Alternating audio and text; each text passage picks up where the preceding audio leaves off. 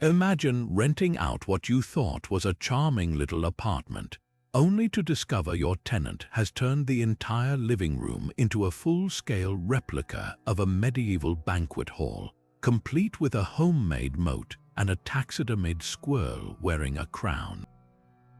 Or picture this: you knock on the door for a routine maintenance check, and you're greeted by someone who insists they're not just the renter, but the reincarnation of a 19th century sea captain who now demands you address all complaints in pirate speak.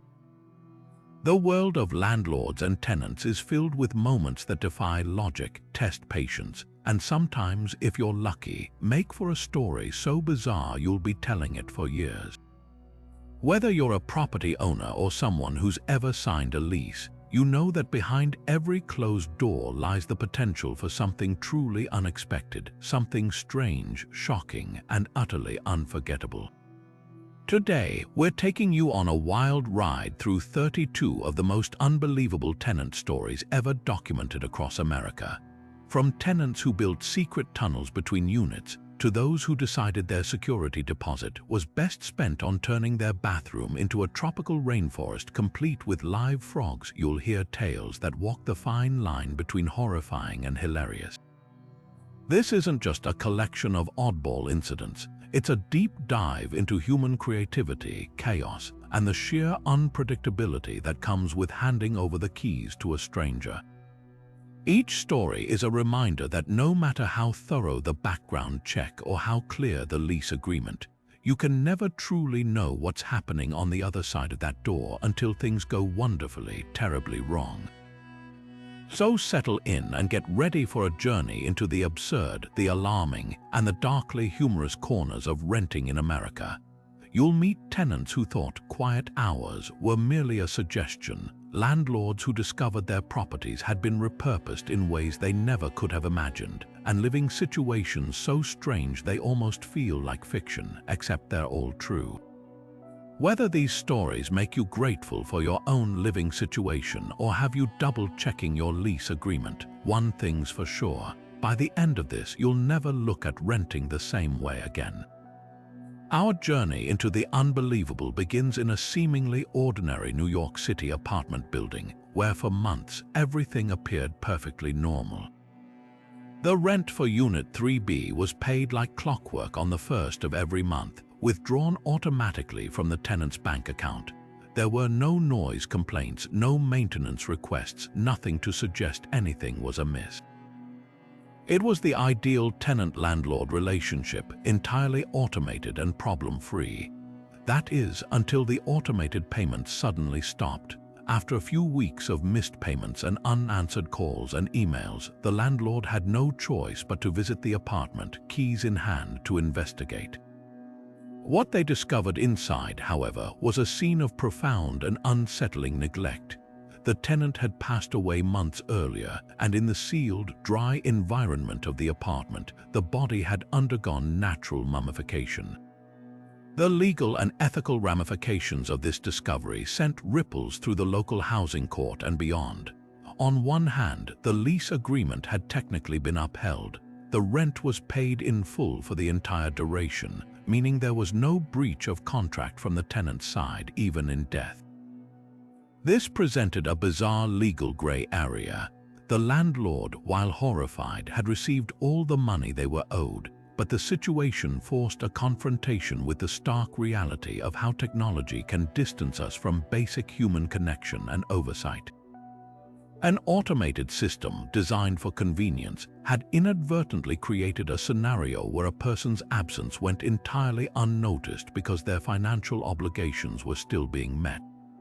It raises a deeply ethical question. Does fulfilling a financial transaction fulfill the entirety of a human relationship, even one as formal as that between a landlord and tenant?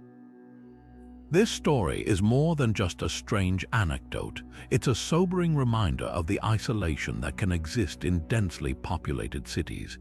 Neighbors reported they simply hadn't noticed anything wrong, assuming the tenant was quiet or perhaps traveling. The building's management, satisfied by the steady stream of digital payments, had no reason to check in. The aftermath was a complex web of procedures involving police, coroners, and next-of-kin notifications, all set in motion not by a human concern, but by a software glitch, a failed automated payment. It underscores a chilling modern truth. Sometimes our digital footprints can outlive us in ways we never intended, maintaining a facade of normalcy long after the reality has become anything but. If the story of the mummified tenant highlights the silent, digital isolation of modern life, our next tale is a roaring, slithering, and squawking testament to the exact opposite. It's a story that proves some tenants don't just blur the line between occupant and owner, they tear up the lease agreement and build an entirely new ecosystem in its place. This particular saga unfolds not in a quiet city high-rise, but in a standard suburban rental home in Florida, a state already famous for its unique blend of wildlife and wild behavior.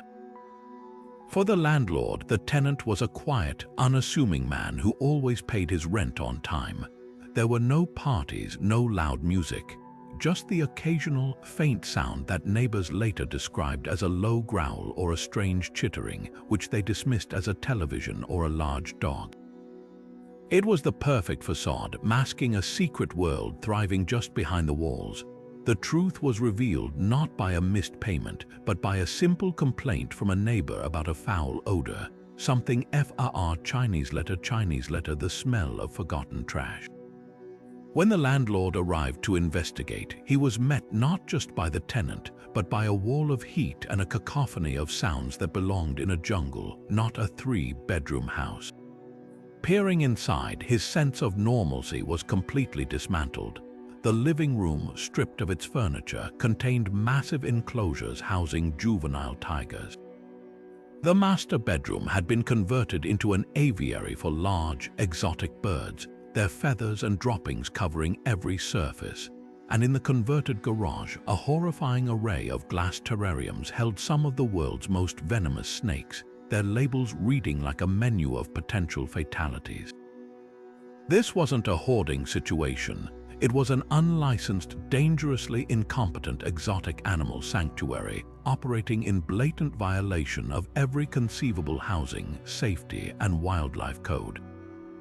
The cleanup and evacuation that followed was a massive multi-agency operation that looked more like a disaster response than a property management issue.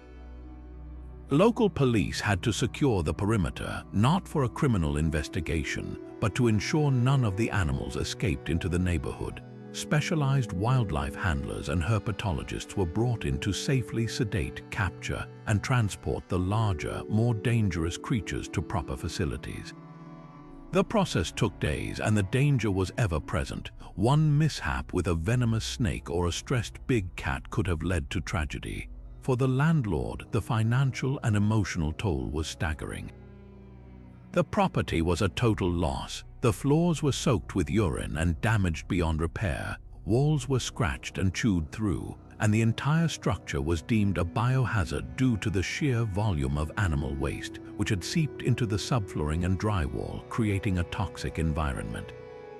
Beyond the immediate destruction, this story forces us to confront a deeply unsettling question about human ambition and the ethical lines we cross in the name of passion. The tenant wasn't a malicious criminal in the traditional sense. He likely believed he was rescuing and caring for these animals, but his actions were a profound act of arrogance, placing his entire community at risk for the sake of his personal obsession. It highlights the terrifying gap between good intentions and responsible execution, and serves as a stark warning about the absolute necessity of boundaries. A lease agreement is more than a financial document. It's a social contract that acknowledges our lives are interconnected, and that our personal freedoms end where they begin to endanger others. In this Florida home, that contract was shattered by the roar of a tiger, a sound that no landlord could have ever thought to prohibit in writing, because who in their right mind would ever imagine they'd need to? While the Florida Animal Sanctuary was a raucous and chaotic violation of space above ground, our next story takes a far more clandestine and subterranean turn. This one begins in a modest brick bungalow in a quiet Chicago neighborhood, a home that from the street appeared utterly unremarkable. The tenant was a quiet, reclusive individual who kept to himself, paid his rent on time, and offered no reason for the landlord to ever think twice about him. For years, this arrangement continued without a single issue, lulling the property owner into a complete sense of security. The first hint that something was deeply amiss came not from a noise complaint or a foul odor, but from a neighbor who reported a strange, persistent vibration, a low hum that seemed to emanate from the earth itself, occasionally shaking the foundations of their own home next door. Concerned about potential plumbing issues or a fault with the home's foundation, the landlord finally decided to pay a visit. Stepping inside the bungalow, however, revealed nothing out of the ordinary at first glance. The living room was sparse but tidy, the kitchen clean. It was only when the landlord ventured into the basement that the scale of the tenant's secret project became horrifyingly clear. A section of the concrete foundation wall had been meticulously chiseled away, revealing a dark, yawning opening just wide enough for a person to crawl through. Shining a light into the void, the beam illuminated not a simple hole, but the entrance to a fully formed tunnel, shored up with wooden planks and stretching off into an impenetrable darkness. This was not a crawl space, it was the gateway to an entire network of underground passages. Authorities were called, and what they discovered was a labyrinthine engineering project that defied all logic. The tenant, using little more than hand tools and a staggering amount of patience, had spent years excavating an elaborate system of tunnels beneath the property. The passages snaked out in multiple directions, some heading perilously close to the neighboring homes, others descending deeper than city codes would ever allow. The structural damage to the rental house was catastrophic. Its foundation had been critically compromised, turning the entire structure into a potential collapse hazard. For investigators, the biggest mystery wasn't just how he had done it, but why. The tenant offered no clear motive, leaving everyone to speculate wildly. Was it a doomsday bunker, a misguided archaeological dig, a passageway for some illicit activity? The true purpose remains one of the case's most baffling unsolved questions. This story transcends simple property damage and ventures into the realm of psychological obsession. It showcases a level of dedication so intense that it became a silent, underground second life, conducted entirely without the knowledge of the outside world. Unlike the loud and messy animal collection, this was a violation of property that was calculated, secretive, and executed with a frightening degree of precision. It highlights a terrifying vulnerability for any property owner, that the greatest threats aren't always the visible ones, but the ones happening silently in the dark, out of sight and out of mind, until the very ground beneath your investment is literally hollowed out. The Chicago tunnel network serves as a chilling reminder that the most profound breaches of trust are often the ones you never see coming, engineered by a quiet tenant with a shovel and a secret.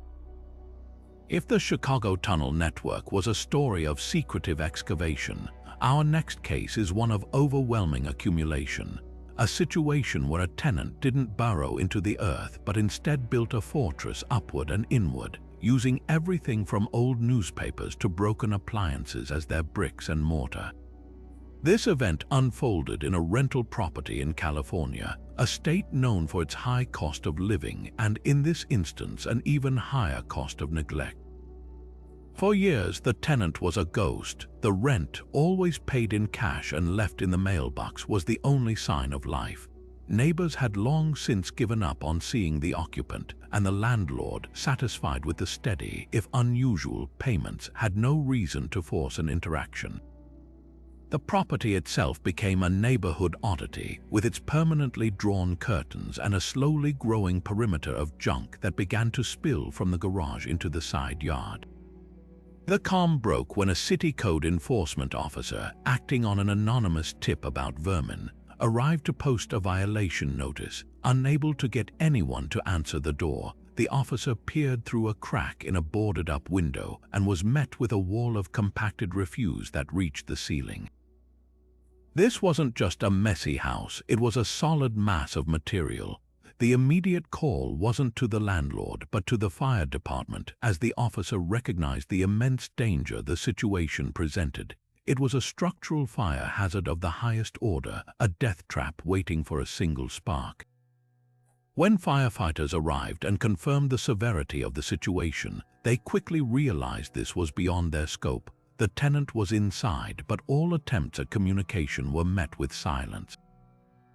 Fearing the occupant was injured or deceased within the impenetrable maze, the police were called, and what began as a wellness check escalated into a full-scale standoff.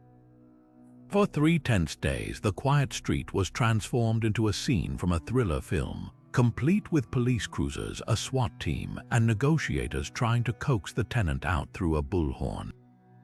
The tenant, however, was not a criminal in the traditional sense, but a person in the grips of a severe hoarding disorder, who perceived the authorities not as rescuers but as invaders coming to take their possessions. They had barricaded the doors from the inside with more stacks of items, creating a formidable barrier.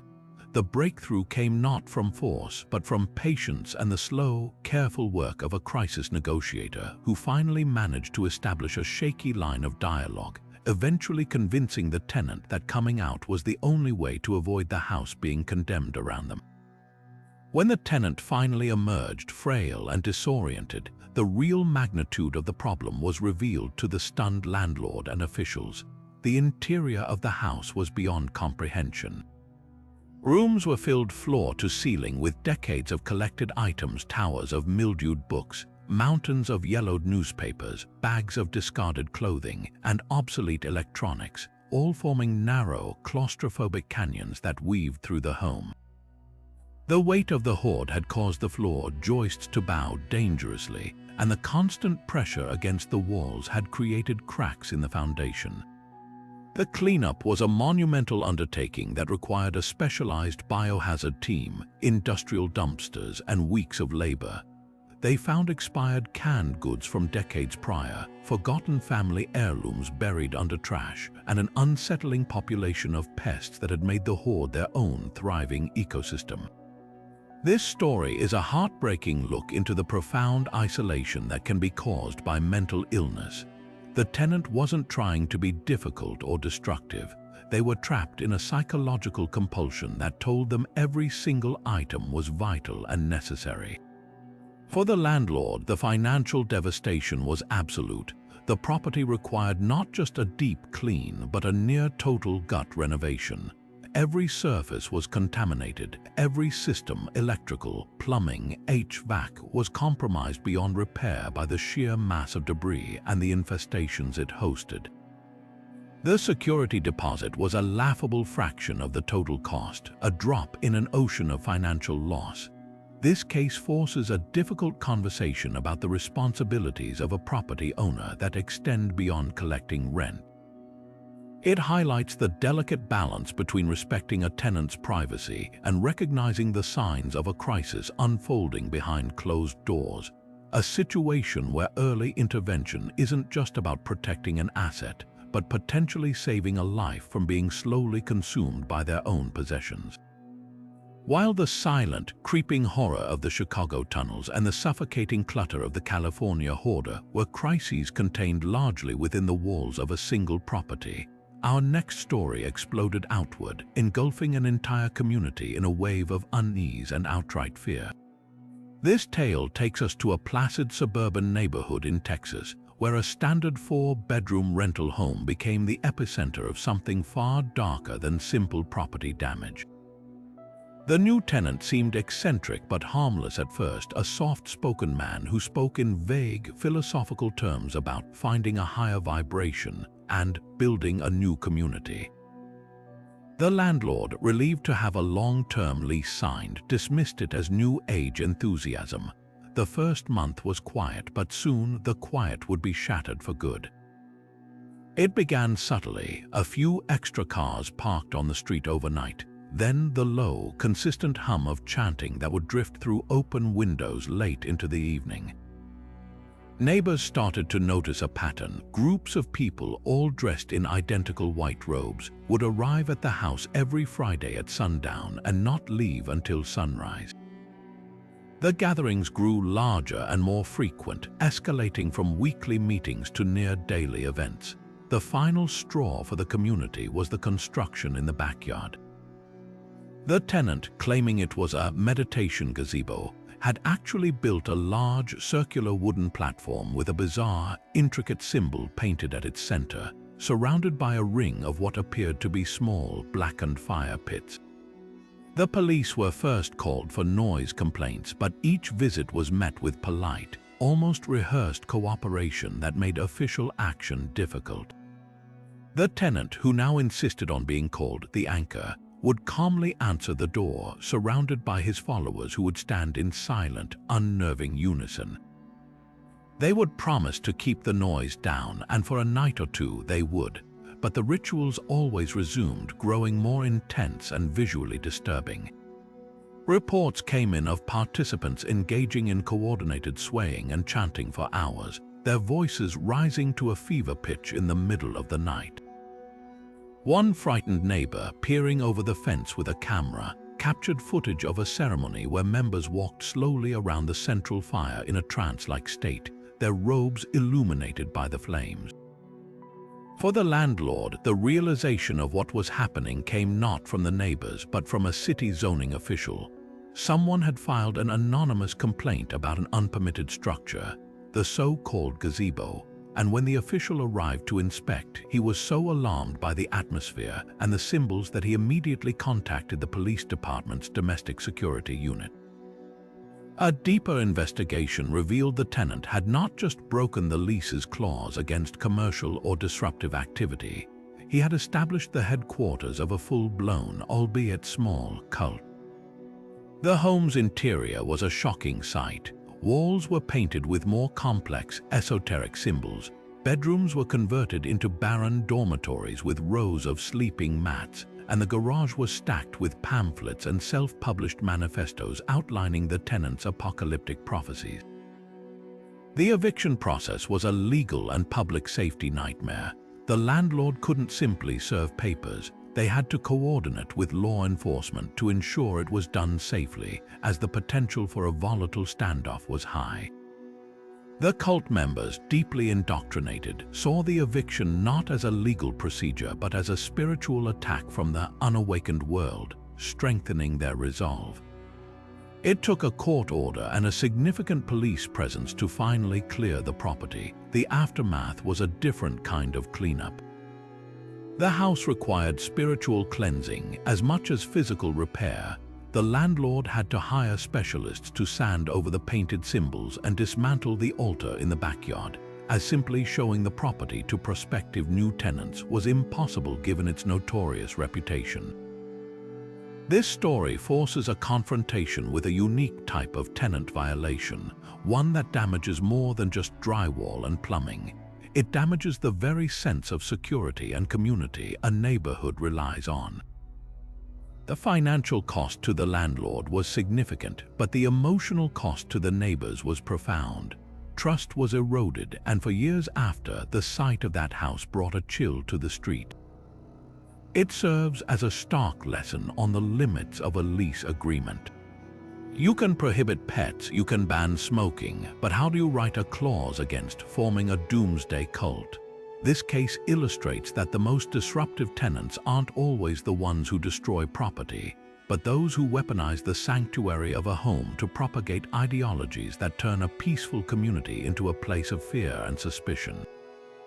But for all the spiritual turmoil and structural chaos of our previous stories, the next case proves that sometimes the most brazen tenant violations aren't about obsession or ideology, but pure, unadulterated entrepreneurial hustle.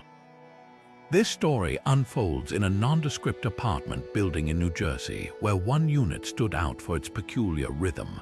For the landlord, the tenant in 2C was a dream. The rent was always early, often paid in crisp cash. The only minor complaint was a persistent, delicious aroma of garlic, cumin, and searing meat that seemed to constantly waft from beneath the door, which the tenant explained away as a passion for cooking large family meals. The neighbors, while occasionally curious about the constant foot traffic going to and from the apartment at all hours, mostly minded their own business. It was the perfect cover for an operation of staggering audacity. The facade began to crack with a single complaint to the building superintendent, not about noise, but about a severely backed-up kitchen sink on the first floor. The super, tracing the plumbing line, was certain the clog had to be originating from the unit directly above.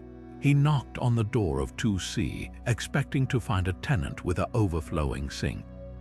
Instead, he was greeted by a woman in a pristine white apron who seemed flustered by his presence. Behind her, the super didn't see a messy kitchen. He saw a scene of organized chaos that belonged in a commercial district, not a residential building. A line of small tables covered with red checkered cloths filled the living room, each occupied by patrons eagerly eating from plates of food. In the kitchen, two other aproned individuals were working over multiple industrial-sized burners that were clearly not original to the apartment. A makeshift menu was taped to the wall, and a young man was frantically answering a phone, jotting down takeout orders. The super hadn't found a clog. He had accidentally walked into a fully operational, incredibly popular, and completely unlicensed restaurant. The investigation that followed revealed an operation that was both impressive and terrifying in its scale. The tenant, a talented home cook from another country, had started by selling plates of food to friends and co-workers. Word of her incredible cooking spread like wildfire through the local community, and then online through foodie forums and private social media groups. What began as a small side hustle had organically grown into a full-blown underground eatery, complete with a reservation system, a dedicated staff of 3, and specific hours of operation. The apartment had been completely reconfigured. The living room was the dining area, a bedroom was used for dry storage and prepping vegetables, and the master bedroom closet was stacked floor to ceiling with cases of cooking oil, spices, and to-go containers. The most dangerous modification, however, was in the kitchen. To handle the massive volume, the tenant had illegally spliced into the building's electrical lines to power commercial-grade equipment, creating a massive fire hazard that risked the entire building. For the landlord and the city health department, this was an unprecedented nightmare. The health code violations were too numerous to count, from improper food storage and lack of licensed kitchen facilities to the blatant disregard for public safety. The constant strain on the plumbing from washing industrial volumes of dishes was what had caused the initial clog, and it was only a matter of time before the ancient pipes burst entirely. The financial ramifications for the landlord were severe. The entire apartment had to be completely gut-renovated to bring it up to code. The lingering food odors had permeated the drywall and subflooring, requiring extensive remediation. Furthermore, the landlord now faced potential liability issues from the city and the building's insurance company for the illegal activity that had taken place on the property without their knowledge. This story is a fascinating clash between cultural ingenuity and the rigid framework of law and safety. On one hand, you have to admire the tenant's resourcefulness and the clear demand for her product. She had built a successful business from the ground up based solely on her skill and reputation. She provided a service her community clearly wanted and valued. On the other hand, her actions demonstrate a breathtaking disregard for the safety of everyone in the building. A single electrical fire sparked by the overloaded circuits could have been catastrophic. This case raises complex questions about the nature of enterprise and regulation. It highlights the growing, underground economy of home-based businesses that operate outside the system, and the difficult line landlords must walk between appreciating a tenant's ambition and enforcing the rules that keep everyone safe. It's a reminder that sometimes the most disruptive tenant isn't a cult leader or a hoarder, but a brilliant chef whose dream of sharing her food very nearly burned the house down. While New Jersey's secret restaurant was a fire hazard and a zoning nightmare, the next case takes the concept of a covert tenant operation to a whole new level of technological sophistication and legal subterfuge. Our journey brings us to a state where marijuana is legal for recreational use, Colorado, a detail that becomes the central irony in this particular story. The rental was a spacious, somewhat isolated single-family home on a large plot of land, perfect for a tenant who valued their privacy. The landlord, pleased to have a responsible-sounding professional sign a lease, thought little of the man's request for a multi-year agreement and his willingness to pay several months' rent in advance upfront. It seemed like the ultimate secure investment. For the first year, everything was perfect. The tenant was a ghost, his automated rent payments arriving without fail. The only communication was an occasional email requesting that all maintenance inquiries be made via text message first, as he traveled frequently for work and needed to coordinate access. The landlord, respecting this boundary, never pressed for an in-person visit. The first subtle clue emerged not from the property itself, but from the utility company.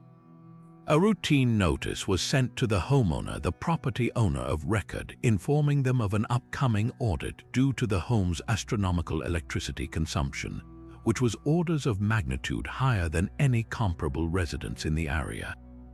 Puzzled, the landlord called the tenant, who calmly explained he was running several powerful computers for a cryptocurrency mining operation, a venture that was both energy-intensive and perfectly legal.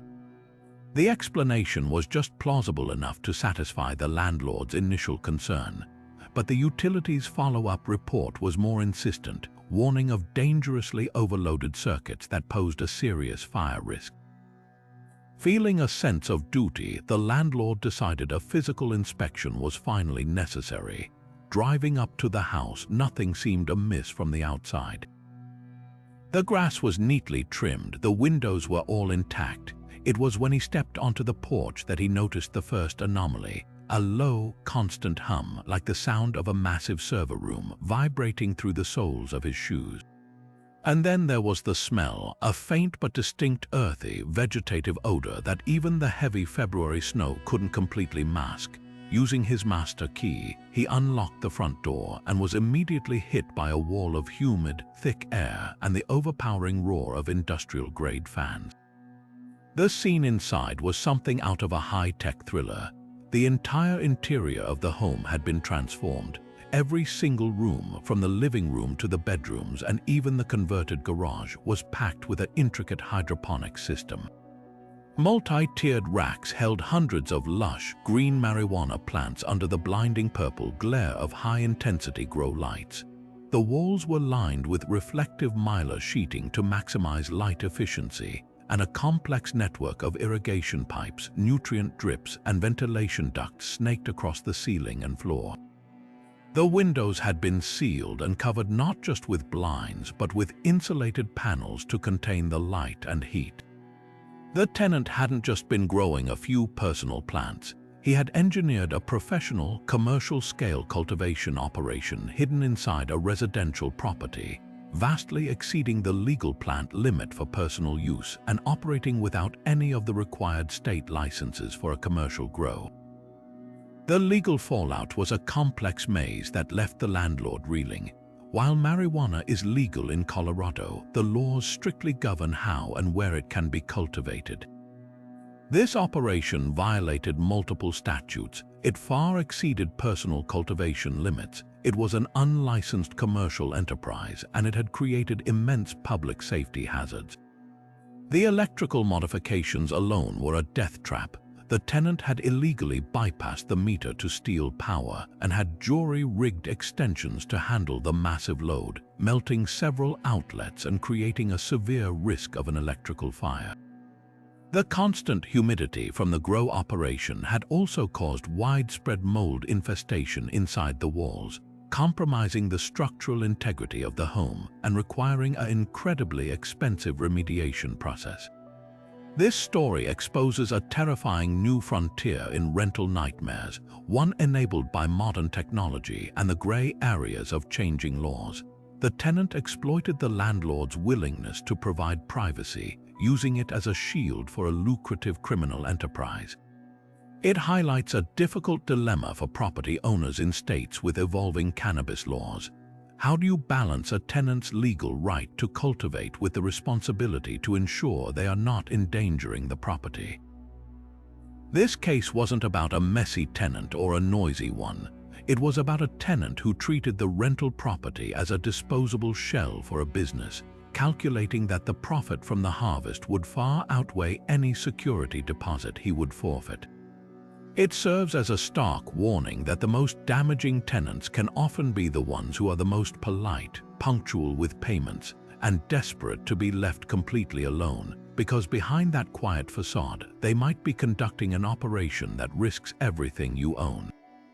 If the Colorado grow house represented a high-tech deception hidden behind sealed doors, our next story showcases a con of a completely different flavor, one played out in the open air, built not on stolen electricity but on pure, unadulterated charm and a gift for historical fiction. This tale unfolds in a picturesque New England town, the kind that thrives on its colonial history, with cobblestone streets and plaques on every other building marking events from the 1700s. Into this setting moved a tenant with an eye for opportunity and a silver tongue, renting a charming but otherwise unremarkable clapboard house on a side street just off the main tourist drag. For the first few months, the landlord noticed nothing unusual, just a friendly, scholarly man who paid his rent on time and was often seen puttering in the small garden. The scheme began subtly. The tenant, let's call him Arthur, started by engaging with passing tourists who looked lost. He'd offer directions with a warm smile, then casually add, "And while you're here, you really must see the hidden well in my garden. It's where town patriots hid powder horns from the British during the occupation." It was a small, intriguing story, and visitors were delighted. He'd invite a few curious souls into the garden to see the old, dry well he'd unearthed and cleaned out. The following week, a small, hand-painted sign appeared by the garden gate. "Ask about the hidden well of liberty." Then came a laminated placard with a few paragraphs of text. Before long, he had set up a folding chair and a small cash box offering historical tours for a modest $5 donation. Arthur's operation grew with stunning speed. He was a natural performer, weaving elaborate, dramatic tales about the house's fictional past.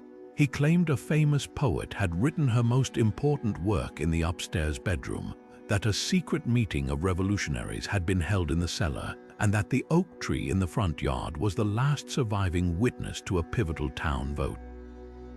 He didn't just tell stories, he created an entire experience. He'd play recordings of fife and drum music from a hidden speaker, hand out photocopied maps of the property, and even donned a tri-cornered hat and waistcoat for his performances. He had an answer for every skeptical question, his explanations so detailed and delivered with such sincere conviction that doubt seemed rude. The operation was so successful that it began appearing on crowd-sourced travel sites and unofficial, hidden gem lists, drawing busloads of visitors who lined up on the sidewalk, much to the confusion of the neighbors.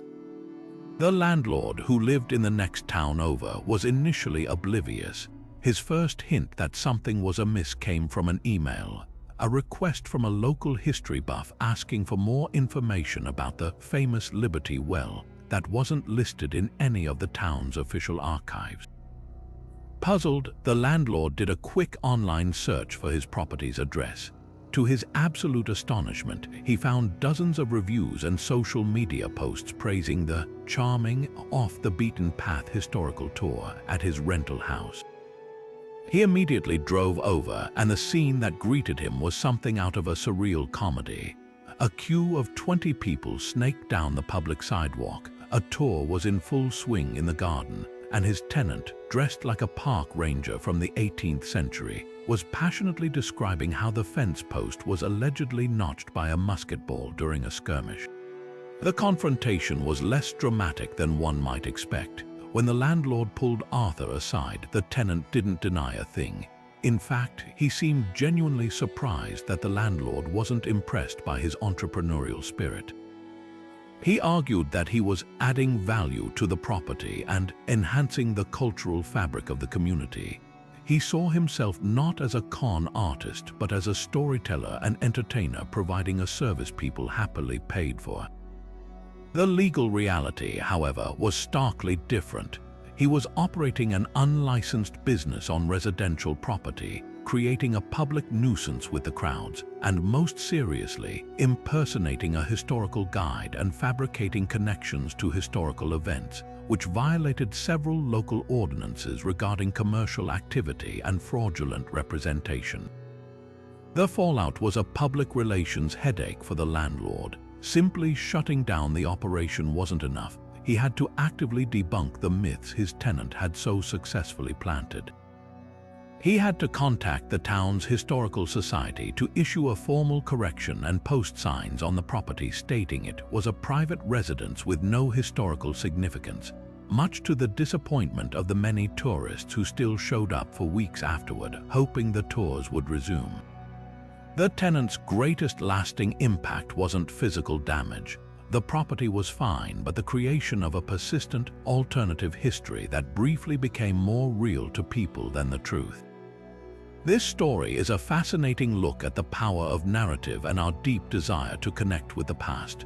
The tenant tapped into a very real human craving for a story, for a tangible link to history, and he proved that sometimes the most valuable thing you can sell isn't a product but a compelling lie convincingly told. Of course, the quiet predictability of a scholarly con in a New England town is a far cry from the pulsing, bass-driven chaos of our next story, which takes us from historical fiction to a very modern, very loud reality. This particular saga unfolded in a sleek, modern high-rise in the heart of Atlanta, a building that promised its residents a sophisticated urban lifestyle with amenities like a rooftop pool and a 24-hour concierge. For the landlord and the other tenants, the occupant of Unit 1204 was a perfect fit, a young professional in the music industry who was quiet, kept to himself, and always paid his rent on time. The only thing slightly out of the ordinary was a request he made shortly after moving in. He asked for permission to install additional soundproofing panels on the walls, explaining he was a music producer who needed to work late hours without disturbing his neighbors. The landlord, appreciating such consideration, readily approved the request, not realizing he had just signed off on the first phase of an elaborate deception. The transformation of the apartment was both meticulous and audacious. The tenant didn't just hang a few acoustic panels, he embarked on a full-scale renovation worthy of a commercial venue. He used the pretense of soundproofing to justify bringing in contractors who installed specialized, industrial-grade insulation in every wall and ceiling, effectively creating a sonic vault. He replaced the standard apartment door with a heavy, solid core model identical to those used in recording studios, complete with a rubberized seal around the edges. From the outside, the unit looked exactly the same, a perfectly anonymous door in a long, quiet hallway. But behind that door, a nightclub was being born. The living room was cleared out to become a dance floor, with a professional DJ booth set up where the sofa should have been. A bedroom was converted into a fully stocked bar, complete with keg taps plumbed directly into the building's water lines and a refrigerator unit that hummed loudly alongside shelves of liquor. The master closet became a coat check, and even the bathroom wasn't spared, its countertops lined with stacks of plastic cups. For months, the operation ran with shocking smoothness. The tenant, leveraging his connections in the local music scene, would promote these exclusive, invite-only loft parties on private social media channels and underground event lists. Every Friday and Saturday night, a steady, discreet stream of well-dressed patrons would arrive, often ushered in by a bouncer the tenant had posted downstairs to avoid a suspicious crowd in the lobby. The industrial soundproofing did its job remarkably well. While the bass might throb like a distant heartbeat for the neighbors directly adjacent, it was never loud enough to definitively pinpoint or justify a formal complaint. The building's concierge did start to notice the unusual number of attractive young people taking the elevator to the 12th floor, and the faint, persistent vibration he could feel through the floor of the lobby late at night. But without a clear noise violation, there was little he could do. The entire operation came crashing down not because of the noise, but because of a different kind of oversight: trash. The building's head of maintenance became suspicious when he noticed the dumpster behind the building was consistently overflowing every Monday morning with an impossible number of empty liquor bottles, crushed plastic cups, and commercial-grade black trash bags. A single tenant in a one-bedroom apartment simply could not generate that volume of waste. He shared his observation with the building manager, who then began reviewing security footage from the hallway cameras. The footage was damning. It showed clear evidence of a steady stream of dozens of people entering and leaving the unit on weekend nights, far exceeding the legal occupancy limit. The final piece of the puzzle came from a delivery driver who, confused by the address, accidentally tried to deliver a case of vodka to the apartment next door. The neighbor, knowing the quiet music producer who lived beside him, was rightly confused and immediately reported the odd occurrence. The raid was a coordinated effort between the building's security team, local police, and fire marshals. They chose a Saturday night, waiting until the bass was at its peak and the flow of patrons was constant. When they knocked, the music was so loud that no one inside heard it. Using the landlord's master key, they opened the heavy door and were immediately engulfed by a wall of sound, strobe lights, and the sight of a packed, sweating crowd of party-goers completely oblivious to their arrival. The scene inside was pure pandemonium. The police had to physically turn off the DJ's equipment to be heard, ordering everyone to remain calm. The fire marshal was immediately horrified, noting multiple egregious code violations: blocked emergency exits, extreme overcrowding, and a labyrinth of extension cords powering the light and sound systems, creating a massive tripping and electrical fire hazard. The fallout was immense and multifaceted. For the landlord, the financial and legal headaches were just beginning. The apartment was trashed, the floors were sticky with spilled drinks, the walls were scuffed and damaged from the crowd, and the unauthorized plumbing for the bar had caused a leak that damaged the ceiling of the unit below. The tenant was, of course, immediately evicted and faced a mountain of fines from the city for operating an unlicensed bar and violating countless fire and safety codes. But the deeper impact was on the building itself. The entire incident shattered the community's sense of security and privacy. Residents were horrified to learn that such a brazen, dangerous operation had been running right beside them, turning their home into an unregulated commercial enterprise that put everyone at risk. It was a stark lesson in the limits of due diligence. A landlord's approval for something as benign as soundproofing could be manipulated into a license for a tenant to build a world of their own. A world where the only thing louder than the music was the sheer audacity it took to create it. But for all the high-energy chaos of an illegal nightclub hidden in a high-rise, our next tale is one of silent, meticulous deception, proving that the most damaging schemes aren't always loud. They're often conducted in near-total silence with a paintbrush in hand. This story transports us to a sun-drenched loft apartment in a converted industrial building in Santa Fe, New Mexico, a city renowned for its vibrant and valuable art scene.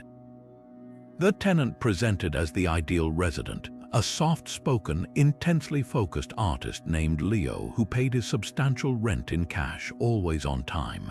He explained to the landlord that he required absolute solitude for his creative process, a request that was happily granted. The occasional whiff of oil paint and turpentine that seeped under his door only added to his authentic, bohemian persona. For over 2 years, Leo was a ghost, his only interaction with the building being the monthly delivery of large, flat crates that he said contained his custom-made canvases and art supplies. The operation was a masterpiece of patience and technical skill. Leo wasn't just a hobbyist, he was a highly trained art forger who had turned the 2,000-square-foot loft into a sophisticated factory for counterfeit masterpieces. One section of the space was dedicated to the painstaking process of artificially aging canvases and frames, using precise combinations of tea, tobacco smoke, and even controlled applications of ultraviolet light to mimic decades of wear. Another area was his chemical lab, where he would meticulously mix pigments to perfectly match the exact, often obsolete, paint formulas used by the early 20th century Southwestern artists he specialized in forging. His genius, however, lay in his sourcing. He didn't paint on modern, store-bought canvases. He sought out authentic, period-correct discarded paintings from thrift stores and flea markets, carefully stripping them of their original, worthless art to reuse the historically accurate fabric and wood for his own fakes. The scheme began to unravel not through a flaw in his artistry, but through the modern world of digital commerce. An eagle-eyed art dealer in Boston grew suspicious when two strikingly similar paintings by a relatively obscure but valuable Tao Society artist appeared for sale online within weeks of each other, both from different sellers but with provenance that traced back to private collections in New Mexico. The styles were identical, but certain brushstroke techniques visible in high-resolution images seemed just a little too perfect, a little too repetitive. He alerted a consortium of art authentication experts who began a digital investigation, cross-referencing the paintings with known forgeries and catalogs raisonnés. Their digital trail eventually led them to a handful of enthusiastic online reviews from buyers who had all purchased newly discovered works from the same private seller based in Santa Fe, a seller who operated under an alias but required local pickup for his large crates. The investigation that followed was unlike any other on our list. It wasn't led by police battering down a door, but by a single, well-dressed art fraud investigator who knocked politely, posing as a potential buyer. When Leo, eager to make a sale, invited him in, the investigator was granted a front-row seat to one of the most brazen forgeries in recent memory. The loft was a museum of deception. Dozens of nearly completed forgeries stood on easels, drying under specialized lamps. Books on forensic art analysis lay open next to tablets displaying high-definition images of authentic brushstrokes. Most damning of all, in a far corner, was the original stripped painting he was using for his current project, leaning against the wall next to its breathtakingly perfect fraudulent twin. The investigator's calm demeanor never broke. He complimented Leo on his work, finalized the purchase to obtain evidence, and left. Only hours later did federal agents arrive with a warrant, seizing every brush, canvas, and tube of paint as evidence. The fallout for the landlord was a unique form of devastation. While there was no structural damage, the property itself became a notorious crime scene in the art world, its address circulating among dealers and collectors. The value of the loft wasn't diminished by physical ruin, but by a profound and lingering stain of scandal. Prospective tenants in the art-centric community were wary of being associated with an address known for fraud. Furthermore, the landlord faced a labyrinthine legal mess. Several of the stolen or fraudulently obtained original paintings that Leo used as his canvases were traced back to their rightful owners, who now sought their return from the property where they were altered. This case transcends simple property violation. It was a violation of cultural trust. Leo didn't just breach his lease, he weaponized the creative sanctuary of a home to systematically undermine the art market, exploiting the very history he pretended to celebrate, all from behind a door that his landlord, respecting the artist's need for solitude, never thought to open. While the silent forger of Santa Fe worked alone in his artistic deception, our next story involves a tenant who turned secrecy into a public spectacle, inviting dozens of strangers to share in the violation of a lease agreement. This case takes us to a sprawling, picturesque farmhouse in the rolling hills of Virginia. a property that boasted a large manicured lawn, a charming pond with a weeping willow, and a classic red barn that stood as a perfect backdrop for photos. The landlord, who lived out of state, was thrilled to find a tenant who was a self-proclaimed nature writer seeking a quiet retreat to finish her manuscript. She paid the first and last month's rent plus a significant security deposit without hesitation, her checks clearing instantly. For the first few months, all was perfectly calm. The tenant's scheme was one of elegant misdirection. She didn't alter the interior of the home in any significant way. Her transformation was almost entirely external and designed to be temporary. Using the property's natural beauty as her primary selling point, she began advertising it on popular wedding planning websites and social media groups as Willow Pond Estate, an exclusive boutique wedding venue. Her listings were professional and convincing, filled with stunning photos she had taken of the property, highlighting the barn, the pond, and the sweeping views of the countryside. She created custom email addresses, a sleek booking website, and even offered tailored wedding packages, from intimate elopements for $2,000 to full weekend celebrations for 50 guests for $15,000. The operation was run with the precision of a seasoned event planner. She hired a small, rotating crew of freelance wedding coordinators, caterers, and photographers for each event, none of whom had any reason to doubt her ownership of the property. To them, she was just another private landowner cashing in on the lucrative wedding industry. On event days, she would arrive hours early to set up rented arches, chairs, and string lights. A portable restroom trailer would be discreetly parked behind the barn, and a local catering van would arrive to set up buffet tables on the lawn. The ceremonies themselves were often beautiful, heartfelt events, with happy couples and tearful families completely unaware they were celebrating on fraudulently rented ground. After each wedding, her crew would break everything down, haul away the trash, and the property would return to its pristine state, leaving no obvious trace behind. The landlord's first clue was a piece of physical mail, a misdirected thank you note from a newlywed couple gushing about their perfect day at Willow Pond. Puzzled, the landlord initially assumed it was a case of mistaken identity, but then a second letter arrived, this one a complaint from a neighbor about the noise and traffic from another one of your weekend events. Alarmed, the landlord did what any modern property owner would do. They Googled their own address. The search results were a shocking revelation. Pages of search results for Willow Pond Estate wedding venue appeared, complete with glowing reviews, a gallery of professional photos of happy couples kissing on their lawn, and a booking calendar showing events scheduled months in advance. The landlord immediately drove to the property, arriving unannounced on a Friday afternoon. To their absolute disbelief, they found the farmhouse in the midst of a full-scale wedding setup. A white fabric aisle runner led down to the pond, where an ornate wooden arch adorned with flowers was being secured into the ground. A team of caterers was arranging champagne flutes on a table beside the barn, and the tenant, dressed in a stylish blazer and holding a clipboard, was directing the flow of traffic with the authority of a general. The confrontation was a surreal moment of cognitive dissonance. The tenant didn't panic or make excuses. Instead, she seemed genuinely bewildered by the landlord's anger, as if she couldn't understand why he would object to such a profitable and beautiful use of his land.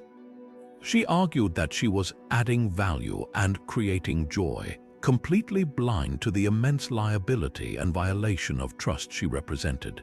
The legal and financial aftermath was a nightmare of tangled contracts and angry third parties. The landlord had to immediately hire a lawyer to send cease and desist letters to all the vendors listed on the website, and perhaps more painfully, to the couples who had booked future weddings. He faced the heartbreaking task of informing excited brides and grooms that their dream venue did not exist and their deposits were gone, making him the unwilling villain in their love stories. The tenant, of course, had pocketed all the deposits and payments, money that was long gone by the time she was evicted. While the physical damage to the property was minimal, some areas of the lawn were worn down from foot traffic. The reputational damage in the small community was significant. The landlord also faced potential liability issues. If a wedding guest had tripped and fallen, or if the poorly permitted portable toilet had caused a sanitation issue, he would have been the one facing a lawsuit, not the tenant. This story is a masterclass in the audacity of a smooth talker, a person who saw a beautiful property not as a home, but as a blank canvas for a temporary, profitable fiction, selling moments of happiness that were built on a foundation of pure deceit. But the quiet predictability of a scholarly con in a New England town is a far cry from the pulsing, digitally driven chaos of our next story, which takes us from historical fiction to a very modern, very expensive reality. This particular saga unfolded in a modest duplex in a quiet suburb of Phoenix, Arizona, a rental property that was utterly unremarkable in every way. The tenant was a young man who presented himself as a freelance software developer. His application was solid, his credit check passed, and he offered to pay 6 months of rent upfront in cash, an offer the landlord found impossible to refuse. The first few months were perfectly uneventful.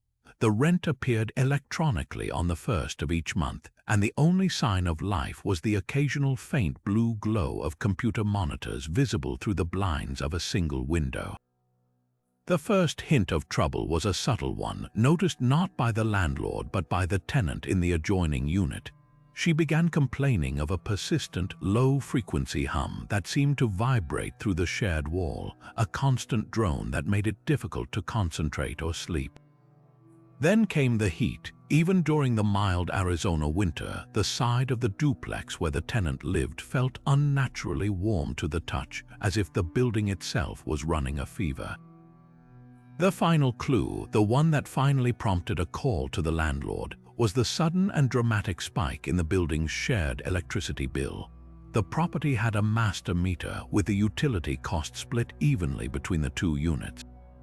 The bill, which normally averaged $200, suddenly skyrocketed to over $2,000 in a single month. Baffled and concerned about a potential electrical fault that could be a fire hazard, the landlord drove over to investigate. As he approached the property, the low hum became a distinct roar, like 1,000 overworked fans straining at once. The exterior wall of the unit was noticeably warm, and the air conditioning compressor was running non-stop, a desperate and losing battle against an immense internal heat source. Receiving no answer at the door, the landlord used his key. The moment the door swung open, he was hit by a blast of hot, dry air and an almost deafening wall of sound. The interior of the home had been completely transformed. Every square foot of living space was packed with row upon row of metal shelving units, each supporting multiple high-powered computer towers, their fans screaming at maximum capacity. Thick, tangled webs of extension cords and heavy-duty power strips snaked across the floor, daisy-chained together in a horrifying violation of every electrical safety code ever written.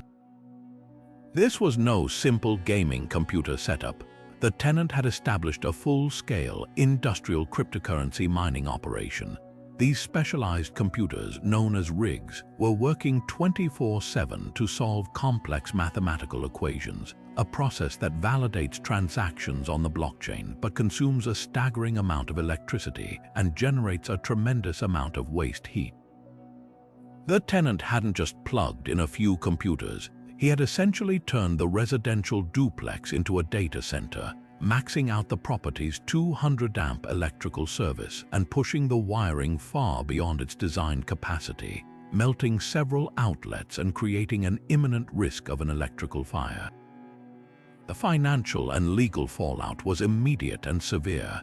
The landlord was facing thousands of dollars in utility bills that the tenant, who had now disappeared, refused to pay.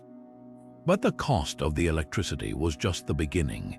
An emergency electrician had to completely disconnect the power to the unit to prevent a catastrophe. The investigation revealed that the tenant had illegally bypassed the main electrical panel to siphon additional power directly from the lines. a dangerous modification that required the entire system to be inspected and rebuilt by a licensed professional. Furthermore, the constant, extreme heat and humidity generated by the rigs had caused the drywall to crack and the interior paint to peel, while the strain on the HVAC system had burned out the compressor, requiring a full replacement. This case is a stark emblem of a new kind of rental nightmare, one born from the digital age. It highlights a terrifying asymmetry of risk. For the tenant, this was a calculated business venture. The potential profit from mining cryptocurrency outweighed the relatively small risk of losing his security deposit. For the landlord, however, the tenant's operation risked the complete destruction of their property and the safety of the neighboring tenant. It raises a difficult question for property owners everywhere. How do you screen for a tenant who isn't just messy or loud, but one who views your investment as a disposable resource, a cheap source of power to be exploited until the circuits melt or the law catches up? The Phoenix mining rig serves as a warning that the most dangerous tenants aren't always the ones who throw raucous parties, but the ones who sit in silence, quietly turning your home into a factory, one processing cycle at a time. Yet for all the digital and financial schemes we've uncovered, from crypto mines to forged masterpieces, our next case ventures into a far more intimate and chilling form of violation. This story isn't about stealing electricity or selling a fictional history. It's about the theft of privacy itself, a chilling reminder that sometimes the greatest threat isn't to the property, but to the people living around it. The setting is a cozy, well-maintained 8-unit apartment building in a friendly Denver neighborhood, a place where residents know each other by name and often chat in the hallways or share coffee in the courtyard. Into this community moved a man named David, a tenant who seemed a bit shy but was always polite, always willing to help carry groceries or hold a door open. He was quiet, kept to himself, and his rent was always paid on time. In short, he was the perfect, unnoticeable neighbor. The first hints that something was wrong were so small they were almost dismissed. A resident in the unit below David's mentioned to the landlord that she occasionally heard a faint, high-pitched buzzing sound that would come and go at all hours, but she assumed it was just a faulty appliance. Another tenant reported that his Wi-Fi signal seemed inexplicably weaker whenever David was home, but he chalked it up to network congestion. The real alarm bells, however, started ringing with a series of bizarrely specific coincidences. One woman had a private conversation with her sister on her balcony about planning a surprise birthday party for her husband. The very next day, David casually mentioned to her in the laundry room that he hoped her husband enjoyed his surprise party. Another tenant was complaining to a friend on the phone about a difficult situation at work. A week later, David offered him unsolicited and eerily accurate advice about how to handle that exact situation. These incidents created a low current of unease throughout the building, a sense that private moments were somehow becoming public knowledge. The turning point came from the building's handyman, an observant man who was replacing a smoke detector in the hallway. As he stood on his ladder, he noticed a tiny, almost imperceptible hole in the ceiling drywall, no larger than a pinprick. Curious, he gently poked at it with a screwdriver, and a minuscule wireless camera lens was revealed, pointed directly down the hallway toward the main entrance and several apartment doors. Horrified, he immediately alerted the building manager and the police. What followed was a systematic sweep of the entire building that uncovered a surveillance operation of stunning scope and sophistication.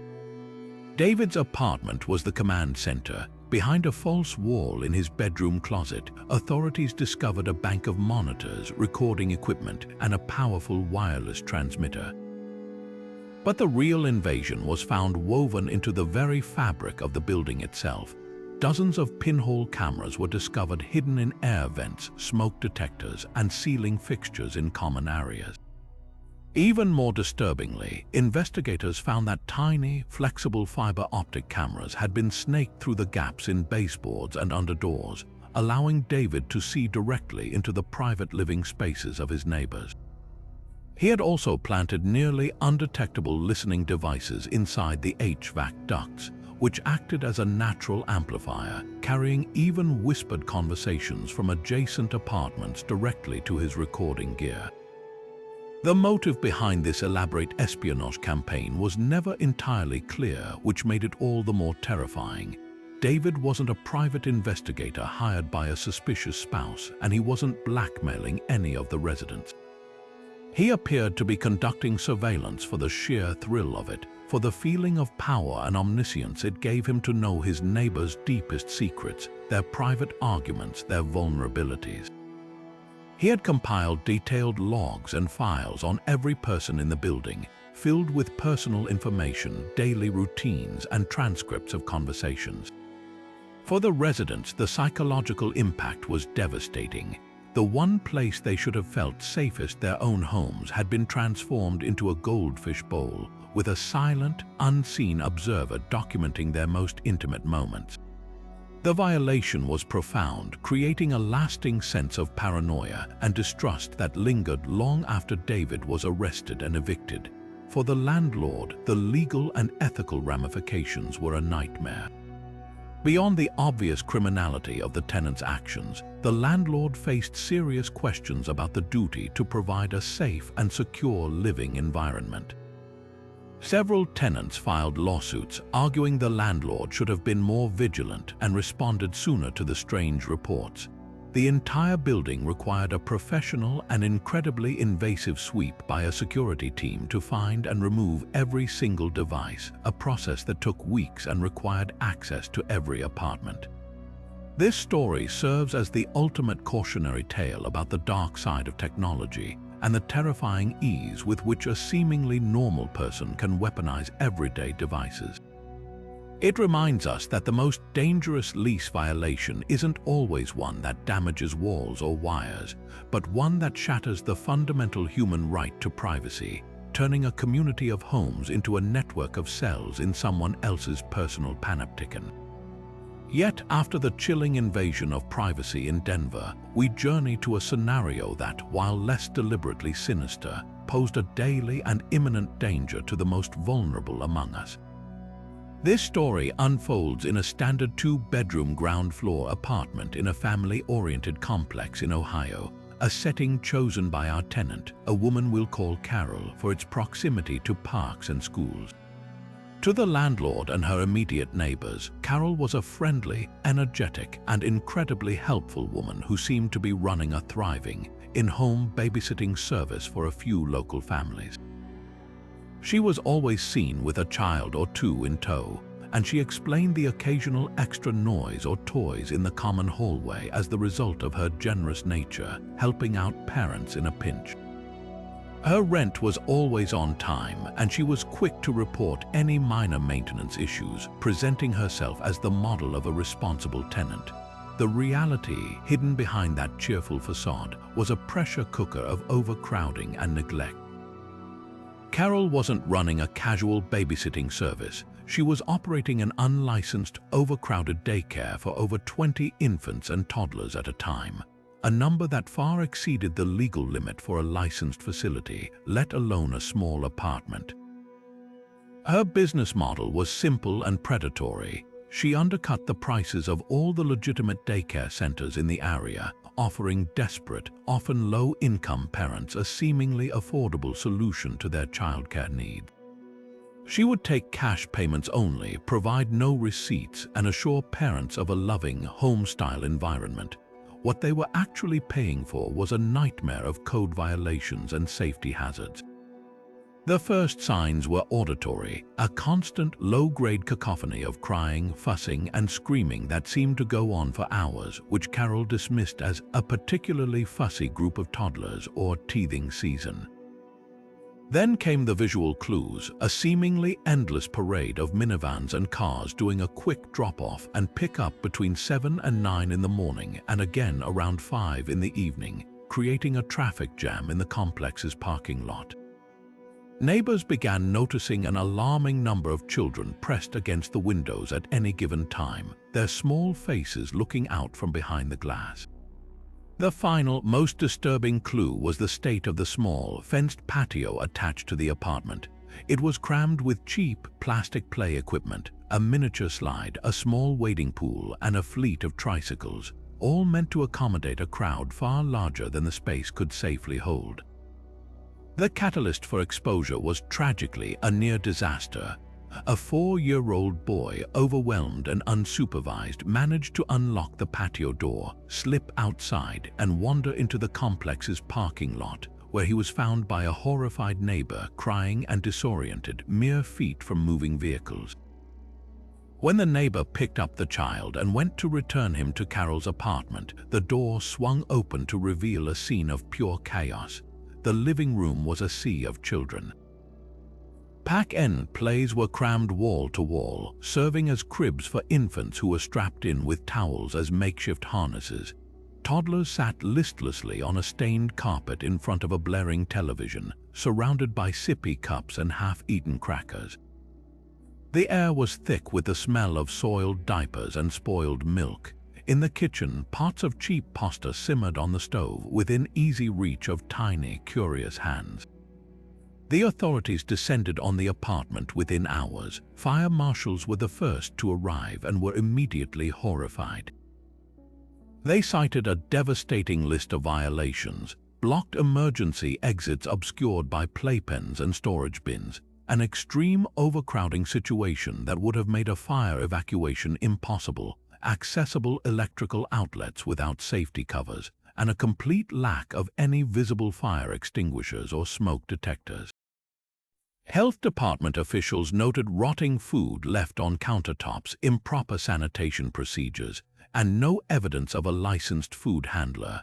Most heartbreakingly, social services were called to account for the children, many of whom were found to have untreated diaper rash and were wearing clothing that was clearly not their own, having been mixed up in the daily chaos.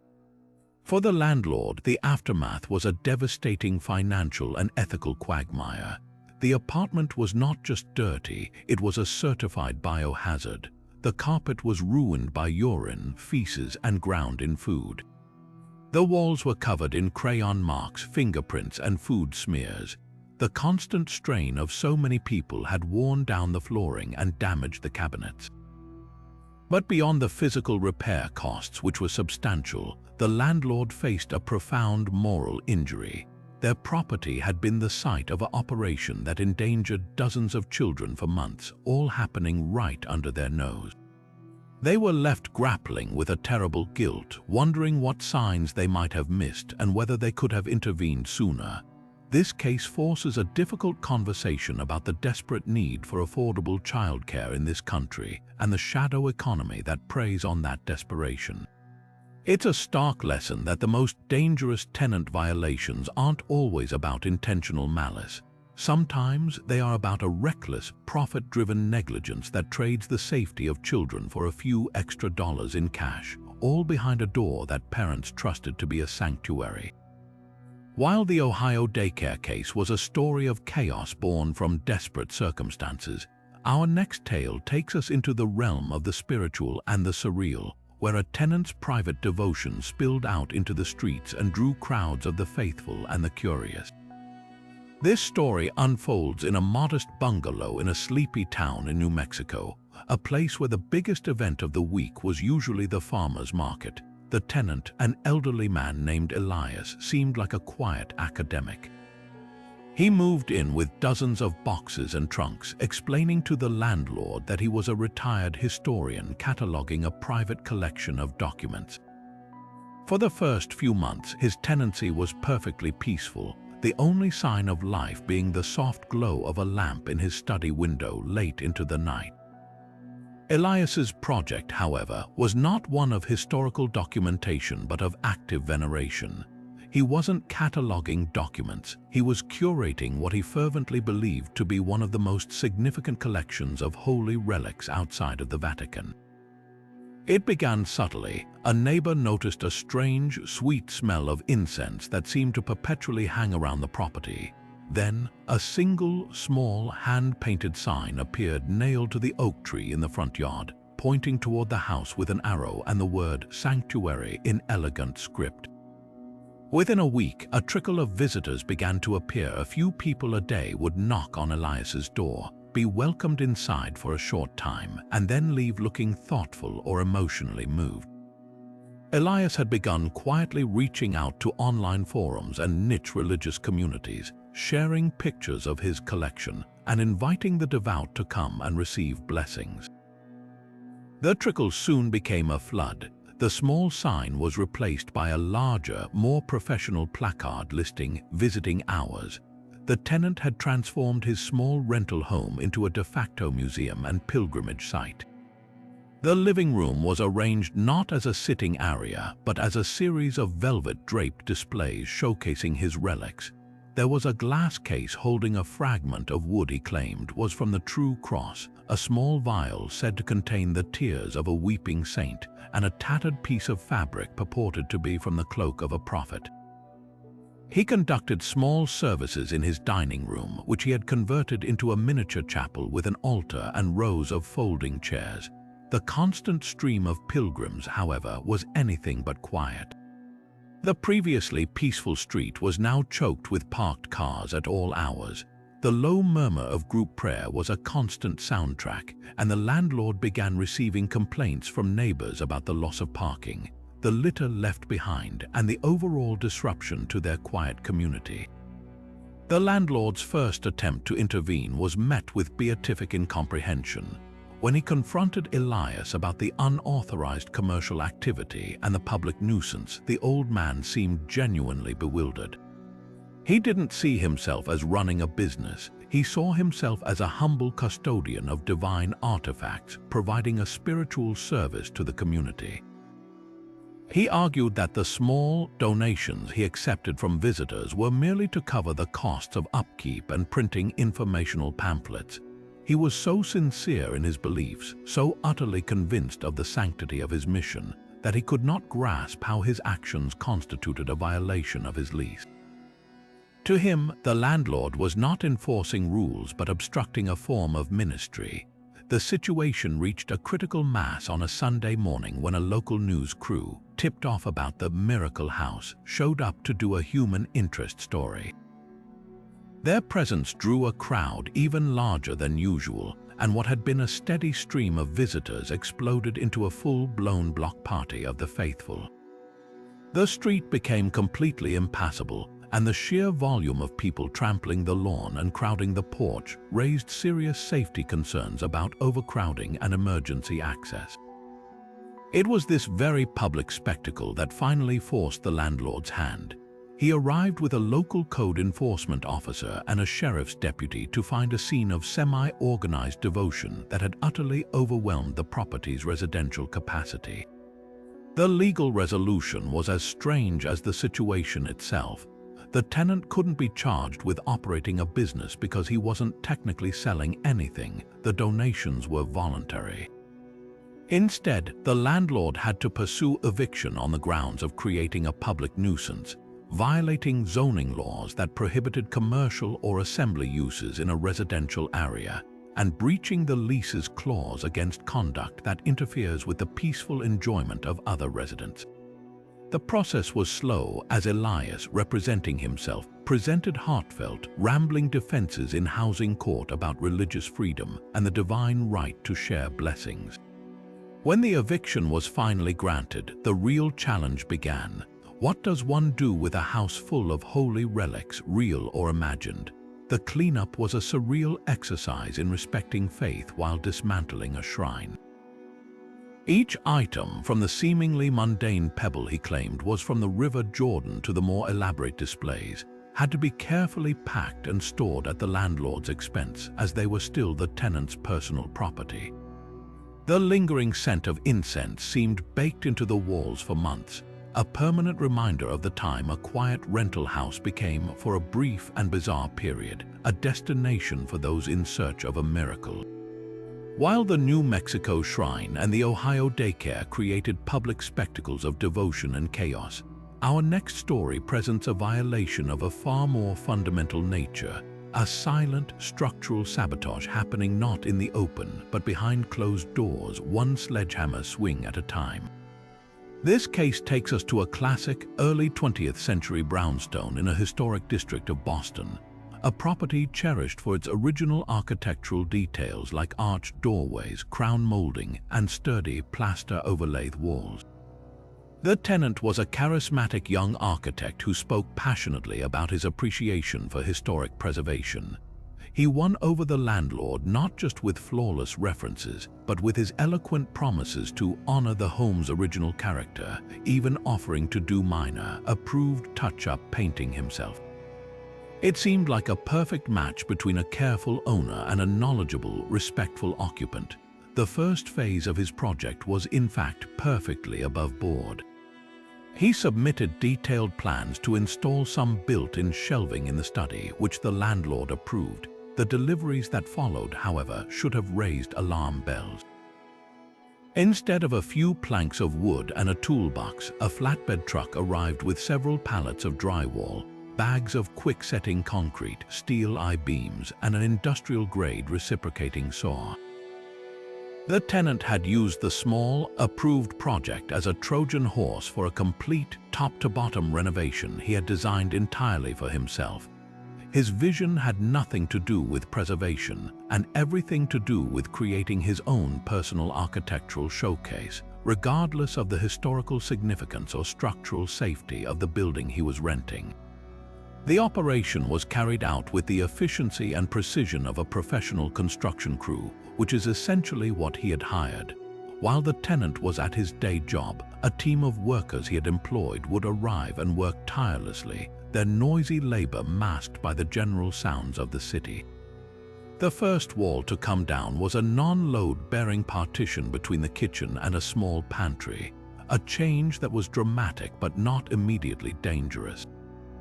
Emboldened by this success, he then set his sights on the heart of the home, using his architectural knowledge to identify what he believed was a safe opportunity. He directed his crew to remove a critical load-bearing wall between the living and dining rooms to create a sprawling, modern great room. The discovery was not made by the landlord, but by the tenant in the apartment below. She was sitting in her own living room when a fine shower of plaster dust suddenly rained down from her ceiling, followed by an ominous, deep groaning sound from the joists above. Terrified, she immediately called the landlord and then vacated her apartment. When the landlord and a structural engineer arrived at the brownstone, the tenant, the architect initially tried to block the door, claiming there was simply a bit of dust from his shelving project. Once inside, the true horror of the situation was unveiled. The elegant dining room was a war zone of construction debris.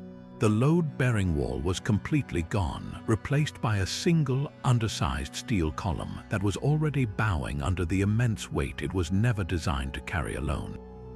Upstairs, the engineer found that the tenant had also begun cutting into the floor joists to run new electrical wiring for a planned recessed lighting system, further weakening the skeletal framework of the building. The immediate response was a crisis. The engineer declared the building imminently unsafe, ordering an emergency evacuation of the entire structure. The city's building inspector was called, and upon seeing the unauthorized, dangerous modifications, he issued a full vacate order and red-tagged the property. The landlord was now faced with a nightmare scenario that went far beyond a simple lease violation. The tenant's arrogant improvisation had not only destroyed the historical integrity of a protected building, but had placed the entire structure and its other residents in grave danger. The financial ramifications were astronomical. The landlord had to hire an emergency crew to install temporary shoring throughout the first floor to prevent a catastrophic collapse. The permanent repairs required a team of specialists in historic restoration to rebuild the load-bearing wall and repair the damaged joists, a process that took months and cost hundreds of thousands of dollars. This story stands as a stark lesson in the danger of expertise untethered from ethics or authority. The tenant wasn't an ignorant DIY enthusiast. He was a trained professional who knowingly used his skills to deceive his landlord and circumvent the very building codes he was sworn to uphold. His actions demonstrate a breathtaking sense of entitlement. treating a rented historical property as his personal canvas with no regard for the safety of others or the preservation of the architecture he claimed to admire. It forces a difficult question for landlords. If a certified expert is willing to break the rules so flagrantly, how can you ever truly trust a tenant's intentions? This case proves that the most dangerous modifications aren't always the most outlandish, but the ones performed with calculated skill, turning a home's foundational strength into a terrifying liability. If the Boston brownstone renovation was a story of swift, arrogant destruction, our next case is a masterclass in the exact opposite approach, a slow, grinding, and perfectly legal form of warfare waged not with sledgehammers but with paperwork and procedural loopholes. This story unfolds in Portland, Oregon, a city known for its strong tenant protection laws, which were designed to shield vulnerable renters from unfair evictions and predatory landlords.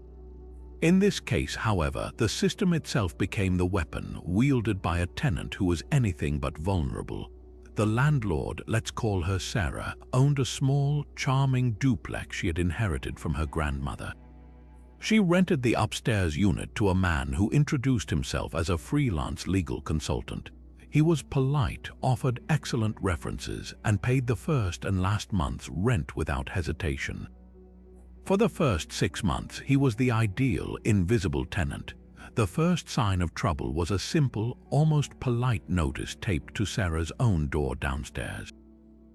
It was a formal complaint filed with the city's rental services office, alleging that the paint on the exterior of the duplex contained lead, a violation of city code. Sarah was surprised but not alarmed. The house was old, but it had been fully repainted with modern, lead-free paint just 2 years prior. She hired a certified inspector who confirmed there was no lead present, and she submitted the report to the city, assuming the matter was closed. What she didn't realize was that this single, baseless complaint was the opening move in a complex legal game. By filing it, the tenant had triggered an automatic city inspection. While the lead claim was dismissed, the inspector, obligated to do a full walk-through, noted 2 other minor violations: a missing carbon monoxide detector in the basement and a single cracked outlet cover in a hallway. These were trivial issues, the kind any landlord would fix in an afternoon, but to a professional squatter they were gold. The tenant refused to allow Sarah's handyman into the unit to make the trivial repairs, citing his right to 24 hours written notice for each individual visit. When she provided it, he would then claim the proposed time was inconvenient due to his work schedule, forcing a rescheduling that required another 24-hour notice. This cycle repeated for weeks. Meanwhile, he stopped paying rent. When Sarah served him with a standard pay or quit notice, he didn't ignore it.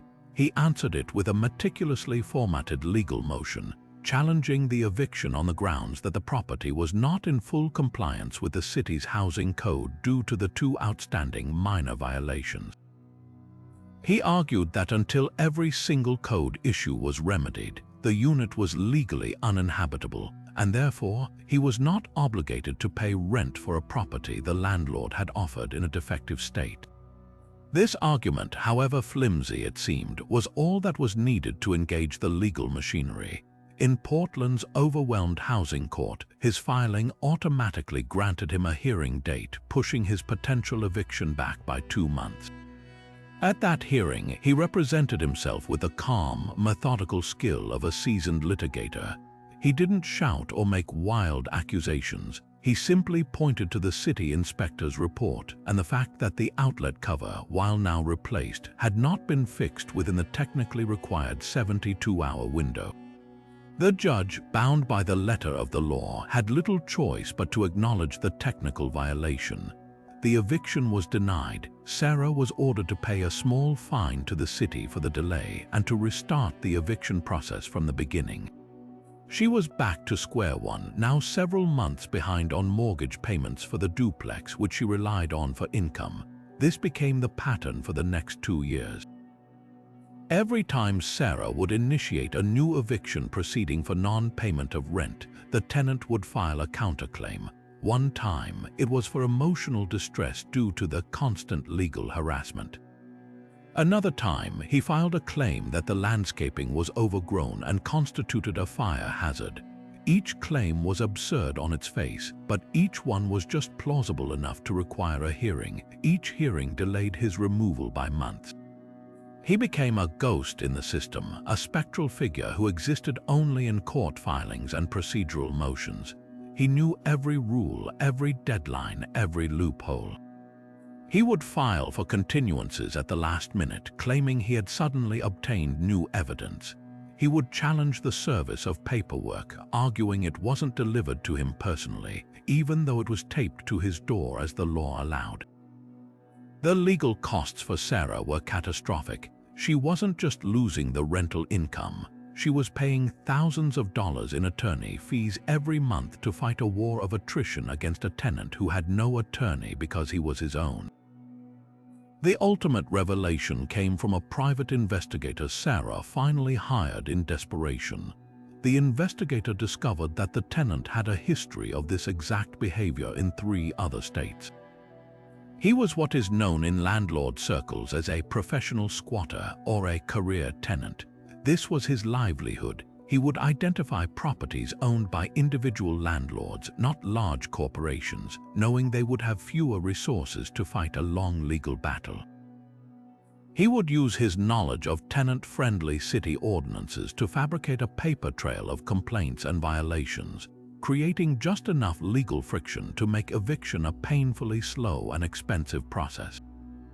His goal was never to win in court outright. It was to make the cost of removing him higher than the cost of letting him stay, until the landlord, exhausted and bankrupted, would often offer him a cash-for-keys deal, a payment of several $1,000s just to leave voluntarily.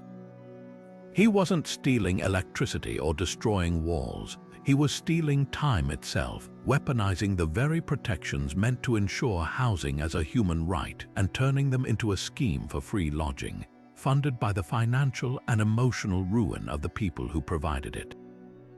But perhaps the most brazen and legally intricate fraud of all involved not just manipulating the property, but attempting to outright steal its very ownership through a tapestry of forged documents and manufactured history.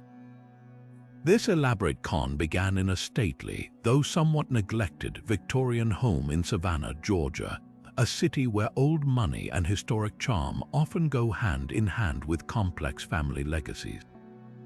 The tenant, a man who introduced himself as Charles Whitlock Roman III, was the picture of Southern aristocracy, impeccably dressed, flawlessly mannered, and fluent in the language of trusts and estates. He explained to the landlord that he was in the midst of a lengthy probate process for a family inheritance and needed a temporary residence. He paid a full year's rent upfront with a cashier's check, a move that instantly erased any potential concerns and guaranteed him the privacy he so desperately needed. His operation was a masterclass in forgery and confidence.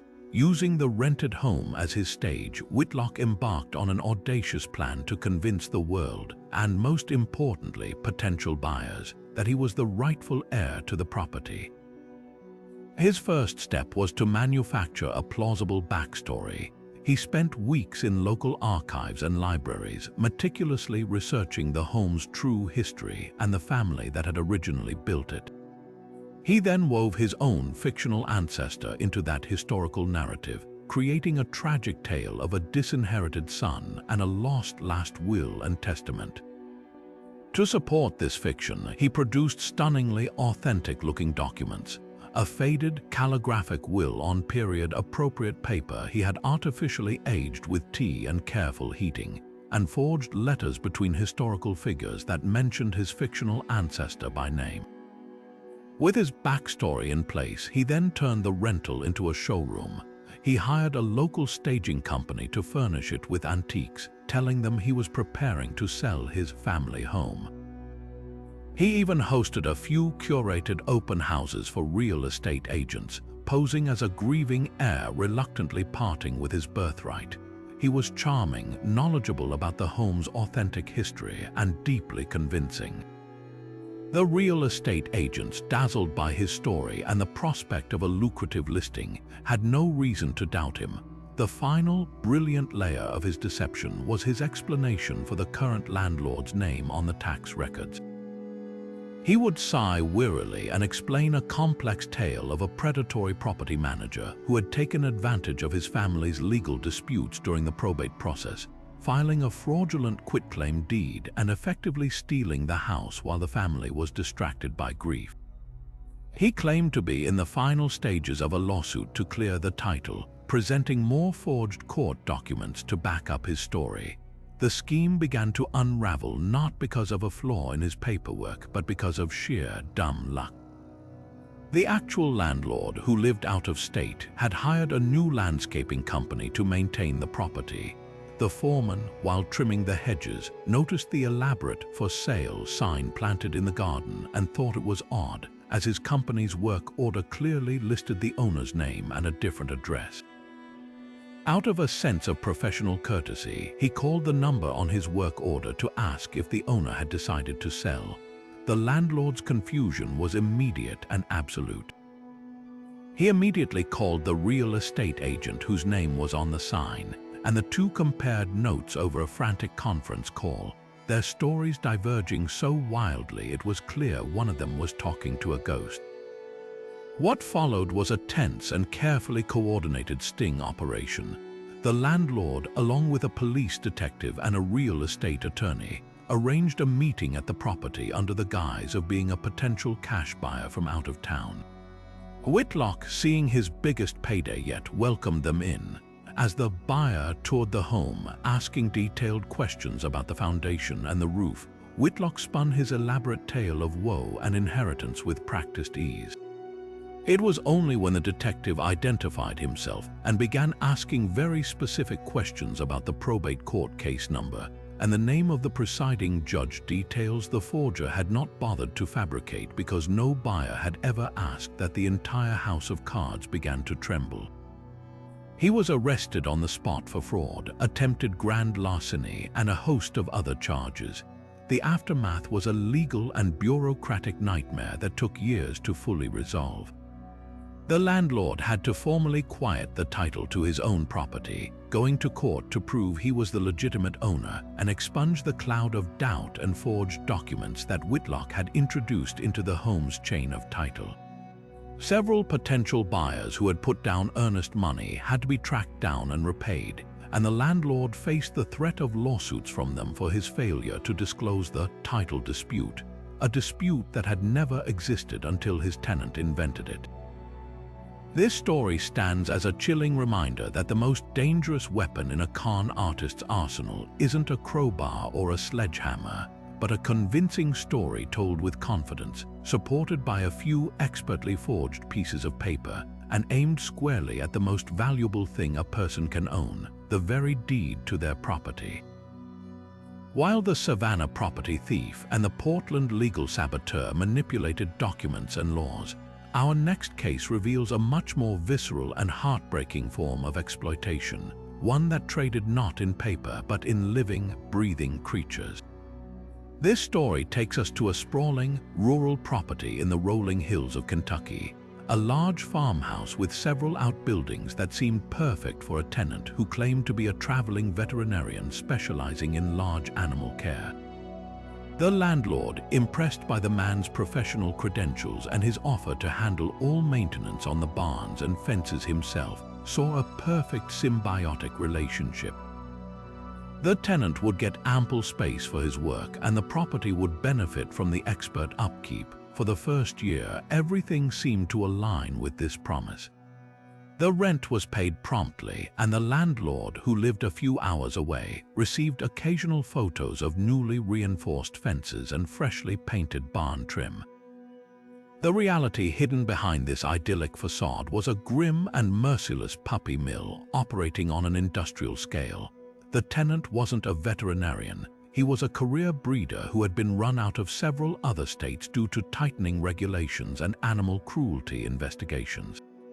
He had chosen this particular rental for its isolation, its large hidden barns, and the landlord's willingness to be hands-off. The main farmhouse was merely a front kept relatively presentable for the rare visit. The true horror was contained within the renovated outbuildings, which had been transformed into a prison for profit. One long barn was lined with hundreds of cramped, wire-floored cages stacked 3 high, each holding a breeding dog. The constant, frantic barking was dismissed by the tenant as the natural energy of working animals. Another shed had been converted into a neonatal unit, filled with whelping boxes where exhausted mother dogs gave birth to litter after litter with minimal recovery time between. The first sign of trouble that pierced the veil was an environmental one. A neighbor living a mile downwind began complaining about a pervasive, sickening odor that went far beyond the normal smell of a farm. It was a thick, sweet stench of infection, feces, and decay that made it impossible to enjoy being outdoors. Then came the flies, a relentless, swarming plague of them that seemed to originate from the property. The final, most alarming clue was the trash. The tenant had begun illegally dumping along backcountry roads, and a sheriff's deputy, investigating one such dump site, found bags filled not just with household waste but with medical supplies, used syringes, empty vials of antibiotics and hormones, and the remains of deceased puppies. This was no longer a case of illegal dumping. It was evidence of something much darker. A coordinated raid was organized involving local sheriff's deputies, state animal welfare officers, and veterinarians. What they discovered on the property was a scene of profound suffering and staggering scale. Over 400 dogs were found living in deplorable conditions. Many were suffering from severe health issues, matted fur, open sores from lying on wire cages, advanced dental disease, and eye infections. The breeding animals were emotionally broken, many so psychologically damaged they could no longer interact with people. The tenant had prioritized volume and profit over every standard of care, pumping the females full of hormones to force them into constant heat cycles, and selling the puppies online with forged health certificates and fake photos of happy dogs in home environments. For the landlord, the aftermath was a catastrophic blend of financial ruin and moral horror. The property was declared a biohazard. The ground around the barns was contaminated with years of accumulated urine and feces, requiring expensive excavation and soil remediation. The structures themselves were permeated with parasites and disease, and the stench had soaked into the wood of the barns, making them unusable. The cleanup costs ran into the hundreds of thousands of dollars, far surpassing any insurance coverage or security deposit. But beyond the financial toll was the crushing weight of guilt. The landlord had to confront the fact that their property, their investment, had been the site of immense and prolonged animal suffering. They were left with the haunting knowledge that while they believed they had a responsible professional tending to their land, they had instead enabled a monster who viewed living beings as nothing more than a production line, all hidden behind a well-practiced lie and the trusting distance of a handshake agreement. But perhaps no scheme better encapsulated the sheer, chaotic entrepreneurial spirit of a tenant gone rogue than the case of the unlicensed boarding house, a masterclass in turning a single-family home into a sprawling, dangerous, and highly profitable subletting empire. This story unfolds in a spacious, 3-story Victorian in a bustling college town in Michigan, a property that should have been home to a single family but instead became a transient hub for dozens. The tenant, a smooth-talking graduate student named Mark, presented an impeccable facade to the landlord. He had a couple of roommates, he explained, just some fellow students to help cover the rent, a perfectly common and reasonable arrangement. The landlord, satisfied with the first and last month's rent from Mark and a standard security deposit, handed over the keys, completely unaware that he had just appointed a shadow property manager. Mark's operation was a model of ruthless efficiency. He didn't just have a few roommates, he had transformed the entire house into a densely packed boarding operation. Using the privacy of his own lease agreement as a shield, he became a landlord in his own right, advertising individual rooms and even unventilated closets and sections of the finished basement, on online housing boards, forums, and social media groups popular with students, interns, and recent graduates desperate for cheap, short-term housing. He charged each person their own separate rent, almost always in cash, and his rates were just low enough to ensure a constant, rotating stream of occupants. The math was staggering. While he paid the landlord $2,000 a month for the entire house, he was pulling in nearly $8,000 from his own tenants. The interior of the home was a monument to overcrowding and neglect. To maximize his profit, Mark had shoved beds into every conceivable space. The formal dining room was partitioned with flimsy room dividers to create two separate bedrooms. The walk-in pantry off the kitchen held a twin mattress. The living room wasn't a common area. It was a dormitory with 3 sets of bunk beds crammed together, each rented out to a different person. With so many people sharing a single kitchen and 2.5 bathrooms, the conditions quickly deteriorated. The plumbing was in a constant state of crisis, with drains backing up weekly from the strain. The smell of overflowing trash, unwashed laundry, and too many bodies in too small a space became a permanent feature. Arguments over refrigerator space, noise, and stolen food were a nightly occurrence, but Mark, who lived in the locked master suite, remained blissfully insulated from the chaos he had created, emerging only on the first of the month to collect his stacks of cash. The entire precarious operation came crashing down not from a neighbor's complaint or a missed payment, but from a simple visit from the city's building inspector, who was following up on an unrelated permit for a neighbor's fence. From the street, the inspector noticed an abnormal number of electrical extension cords snaking out of windows to power fans and phone chargers, a telltale sign of severe overcrowding. His knock on the door was answered by a bleary-eyed young man who had just finished a night shift. Peering inside, the inspector didn't need a warrant to see the blatant, dangerous violations. He immediately declared the property unfit for habitation and ordered an emergency evacuation on the spot, citing extreme fire hazards, lack of emergency egress, and gross over-occupancy. The scene that unfolded was one of pure bedlam. As the inspector began issuing citations, a steady stream of shocked and confused people, over 30 of them, began to emerge from every corner of the house, grabbing backpacks and suitcases, many of them realizing for the first time that the charismatic landlord they had been paying in cash had no legal right to rent to them at all. They were not tenants, they were unwitting squatters in a condemned property. For the actual landlord, the revelation was a financial and legal hurricane. He was now responsible for providing immediate, alternative housing for all the legitimate tenants on the lease, which was just Mark and his 2 original roommates, while simultaneously initiating a costly and complex eviction process against Mark himself. The property was left trashed, with damage from so many occupants that far exceeded any security deposit. But the most profound lesson was one of trust and verification.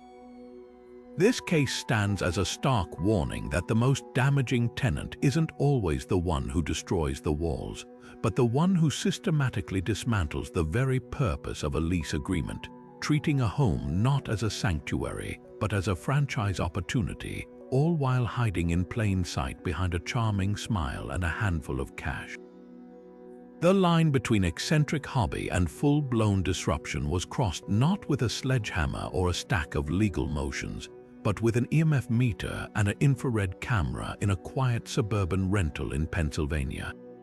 The landlord had been initially charmed by his new tenant, a soft-spoken woman named Clara, who described herself as a historical researcher. She paid the first and last month's rent without hesitation and signed a standard lease, her only special request being permission to occasionally run some non-invasive audio tests for her work, a detail the landlord dismissed as harmless academic eccentricity. For the first few weeks, everything was peaceful. Then came the vans. It started with a single SUV one Friday evening. Then the following week, 2 more arrived. Soon it was a weekly ritual. A small convoy of vehicles would pull into the driveway and along the curb every Thursday night, disgorging groups of people hauling heavy cases of electronic equipment, tripods, and what looked like sophisticated recording gear. Clara had not been entirely honest about her research. She wasn't studying local history from books. She was the founder and lead investigator of a paranormal research group, and she had chosen the rental house not for its amenities, but for its rumored reputation as a former stop on the Underground Railroad, a history she believed had left behind a potent spiritual residue. The landlord's first complaint came not from a neighbor, but from the tenant herself. She sent a lengthy, excited email detailing her team's initial findings: anomalous cold spots in the upstairs hallway, electronic voice phenomena captured in the basement, and a particularly compelling piece of evidence she described as a full-body apparition caught on a thermal imaging camera in the master bedroom. She wasn't complaining, she was ecstatic. She believed she had stumbled upon one of the most active paranormal sites in the state, and she formally requested the landlord's permission to install several permanent, wall-mounted motion sensors and baseline environmental monitors to continue her studies. The landlord, utterly baffled, refused and asked her to cease the gatherings immediately, citing the lease clause against running a business from the property. Clara's response was a lesson in true believer conviction. She didn't see her team as a business. They were a non-profit research collective, and she argued that her First Amendment rights to assembly and free inquiry were being violated. She claimed the landlord was attempting to suppress a major historical and spiritual discovery. The weekly investigations did not stop. If anything, they intensified, now conducted with a whispered urgency, as if the team were documenting evidence before it could be destroyed. The landlord began receiving calls from furious neighbors.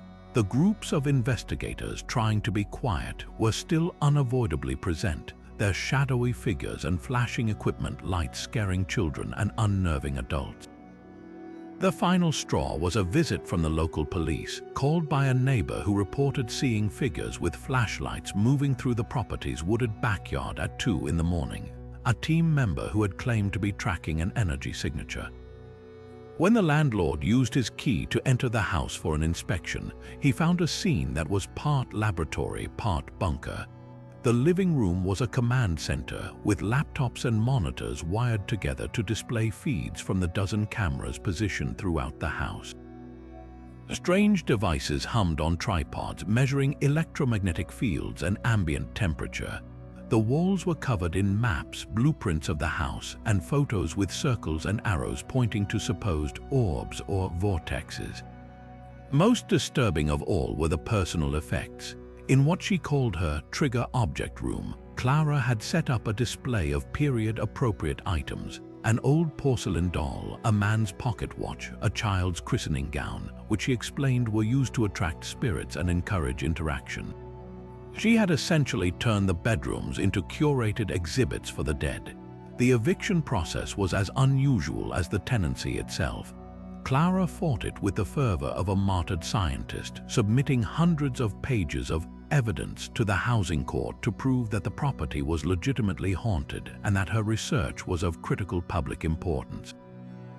She even tried to sue the landlord for emotional distress, claiming the eviction was causing a negative spiritual backlash from the agitated entities she was studying. The judge, while undoubtedly entertained, was not persuaded by audio recordings of static that supposedly contained whispers from the beyond. The tenancy was terminated. The real challenge began after she left. The landlord now owned a property with a brand new, entirely unofficial reputation as a haunted house. Despite the complete lack of any evidence, the story had spread through online paranormal forums and local gossip. Every prospective tenant who came to view the property had inevitably heard the story and asked nervous questions about cold spots or strange noises. The landlord wasn't just facing the task of repainting walls and replacing carpet. He was facing the much harder task of rehabilitating a property's reputation, of convincing people that the only spirits in the home were of the alcoholic variety, and that the only thing going bump in the night was the house settling on its foundation. It was a stark reminder that a tenant's reality, no matter how far removed from consensus, can leave a mark on a property that no amount of paint or legal action can ever fully erase. Which brings us to a story that marries culinary ambition with a breathtaking disregard for public health, proving that sometimes the most dangerous violations are the ones you can literally smell cooking. This tale unfolds in a sunny, unassuming suburban home in San Diego, California, a property that boasted a particularly large, deep two-car garage. The tenant was a cheerful, ambitious young man named Marco, who explained to the landlord that he was a freelance event planner and needed the garage space to store tables, chairs, and party supplies. The request seemed perfectly reasonable, and the landlord, pleased to have a tenant with a clear purpose, agreed without a second thought, stipulating only that he not block the driveway. For the first month, everything was fine. The rent was paid on time, and the only sign of activity was the occasional rental van coming and going. But Marco's event planning business was a complete fiction. His true passion and his rapidly growing enterprise was centered around a gleaming, fully restored 1970s step van that he had secretly purchased and outfitted as a mobile kitchen. His plan wasn't to store party supplies, it was to launch Marco's Munchies, his very own gourmet food truck. The garage wasn't a storage unit, it was his clandestine headquarters, a hybrid of a mechanic shop, a prep kitchen, and a distribution center. By day, he would work on the truck's engine and electrical systems, the roar of his power tools muffled by the closed garage door. By night, the real work began: the massive, unlicensed, and dangerously unsanitary food preparation that would supply his weekend operations. The first clue for the landlord was a new, persistent, and complex odor that began to seep from the garage and permeate the entire property. It wasn't just the smell of grease, though that was a big part of it. It was a layered aroma of sizzling meat, pungent spices, and most worryingly, the sour, acidic smell of rotting organic matter. The telltale scent of a neglected grease trap and food waste that wasn't being properly disposed of. Then came the pests. Neighbors began complaining about a sudden, explosive population of rats and flies that seemed to be originating from the property. The final, undeniable red flag was the traffic. On Friday afternoons, a procession of beat-up sedans and motorcycles would arrive, their drivers loading up with insulated bags and large Cambro containers before speeding off, only to return hours later to drop off empty, greasy containers. The landlord's investigation began with a simple visit to discuss the odor complaints. Marco, looking flustered and sweaty, refused to open the garage door, claiming his event supplies were professionally organized and a surprise for a big client. Suspicious, the landlord returned early the next morning before Marco was awake and peered through the garage side window. The scene inside was a health inspector's worst nightmare. The beautiful vintage food truck was parked in the center, but it was the surroundings that told the true story. The concrete floor was slick with a greasy film. Industrial-sized bags of frozen chicken wings and tubs of potato salad sat thawing in commercial sinks that had been illegally plumbed into the garage wall, their wastewater draining through a hose that ran out under the garage door and into the storm drain. 5-gallon buckets of used frying oil were stacked precariously near the water heater, and open containers of prepared sauces sat on a workbench next to jars of nuts, a critical cross-contamination risk for anyone with a severe allergy. This was no simple side hustle. It was a full-scale commercial food operation running in a residential garage with zero oversight. The risks were staggering. The illegal plumbing presented a constant flood risk and could have contaminated the local water supply. The improper storage of food, leaving perishables at unsafe temperatures for hours, created a perfect breeding ground for Salmonella and E. coli. The sheer volume of grease was an extreme fire hazard, coating every surface and just waiting for a single spark from the water heater or an electrical short in the truck's wiring. When the city's health department and fire marshal were finally called in, they didn't just issue citations, they condemned the entire property as an imminent public health risk. The cleanup was a specialized, nightmarish process involving hazmat teams to degrease the garage and biorecovery experts to address the pest infestations and microbial contamination. Marco's dream of culinary entrepreneurship wasn't just shut down. It left behind a toxic wasteland and a lasting lesson on the very thin, very important line between a home kitchen and a commercial enterprise, a line that exists for the safety of every single customer and neighbor.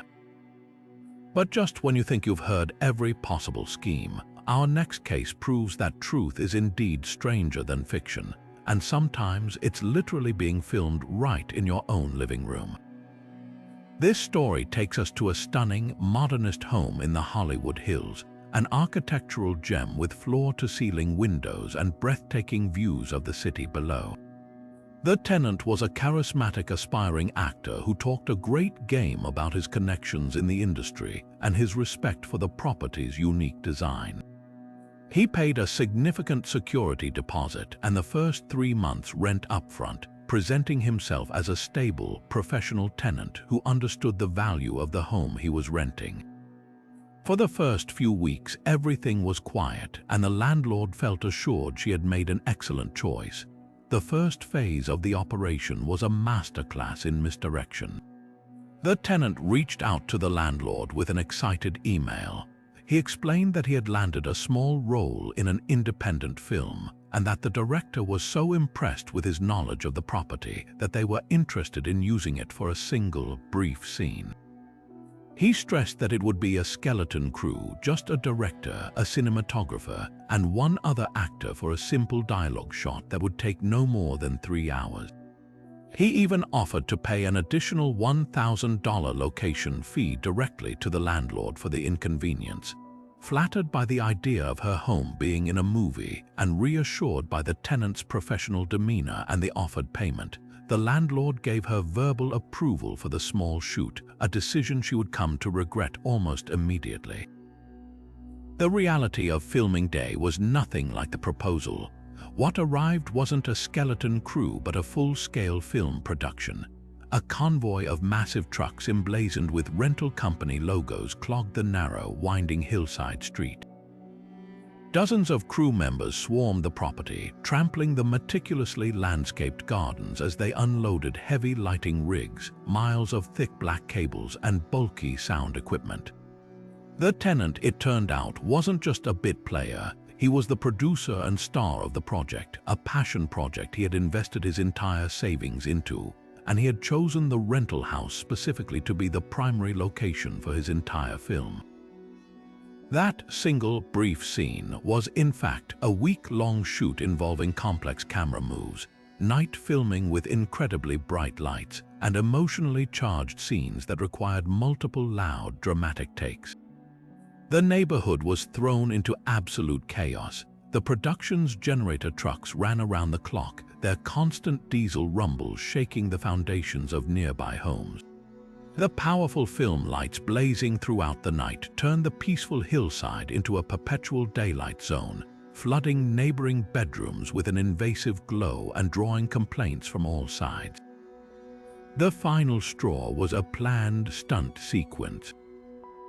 In a moment of directorial madness, the tenant decided the script needed more action and orchestrated a scene where his character would angrily drive a golf cart, which the art department had procured across the delicate slate tile patio and into a stand of expensive, mature bamboo plants, destroying both in the process while a camera crew captured the authentic moment of destruction. The landlord's rude awakening came not from a phone call, but from a frantic series of texted photos from a neighbor, showing the golf cart wedged tragically in the bamboo grove and a crowd of people cheering as if it were a brilliant artistic achievement. She raced to the property to find a scene of surreal devastation. The interior was crammed with equipment and strangers. The pristine white walls were scuffed and marked from equipment being moved, and a poorly secured light stand had scorched a long, black burn into the hardwood floor. Outside, the damage was even more heartbreaking. The patio was shattered, the landscaping was ruined, and the entire property was littered with discarded water bottles, food wrappers, and equipment cases. The eviction was swift and furious, but the aftermath was a legal and financial quagmire. The tenant, whose entire film budget was now gone, had no assets to cover the massive repair costs which far exceeded the security deposit. The landlord discovered that the tenant's offered location fee was a meaningless gesture. He had no permission to sublet the property as a filming location, and his personal production company was a hollow shell with no insurance.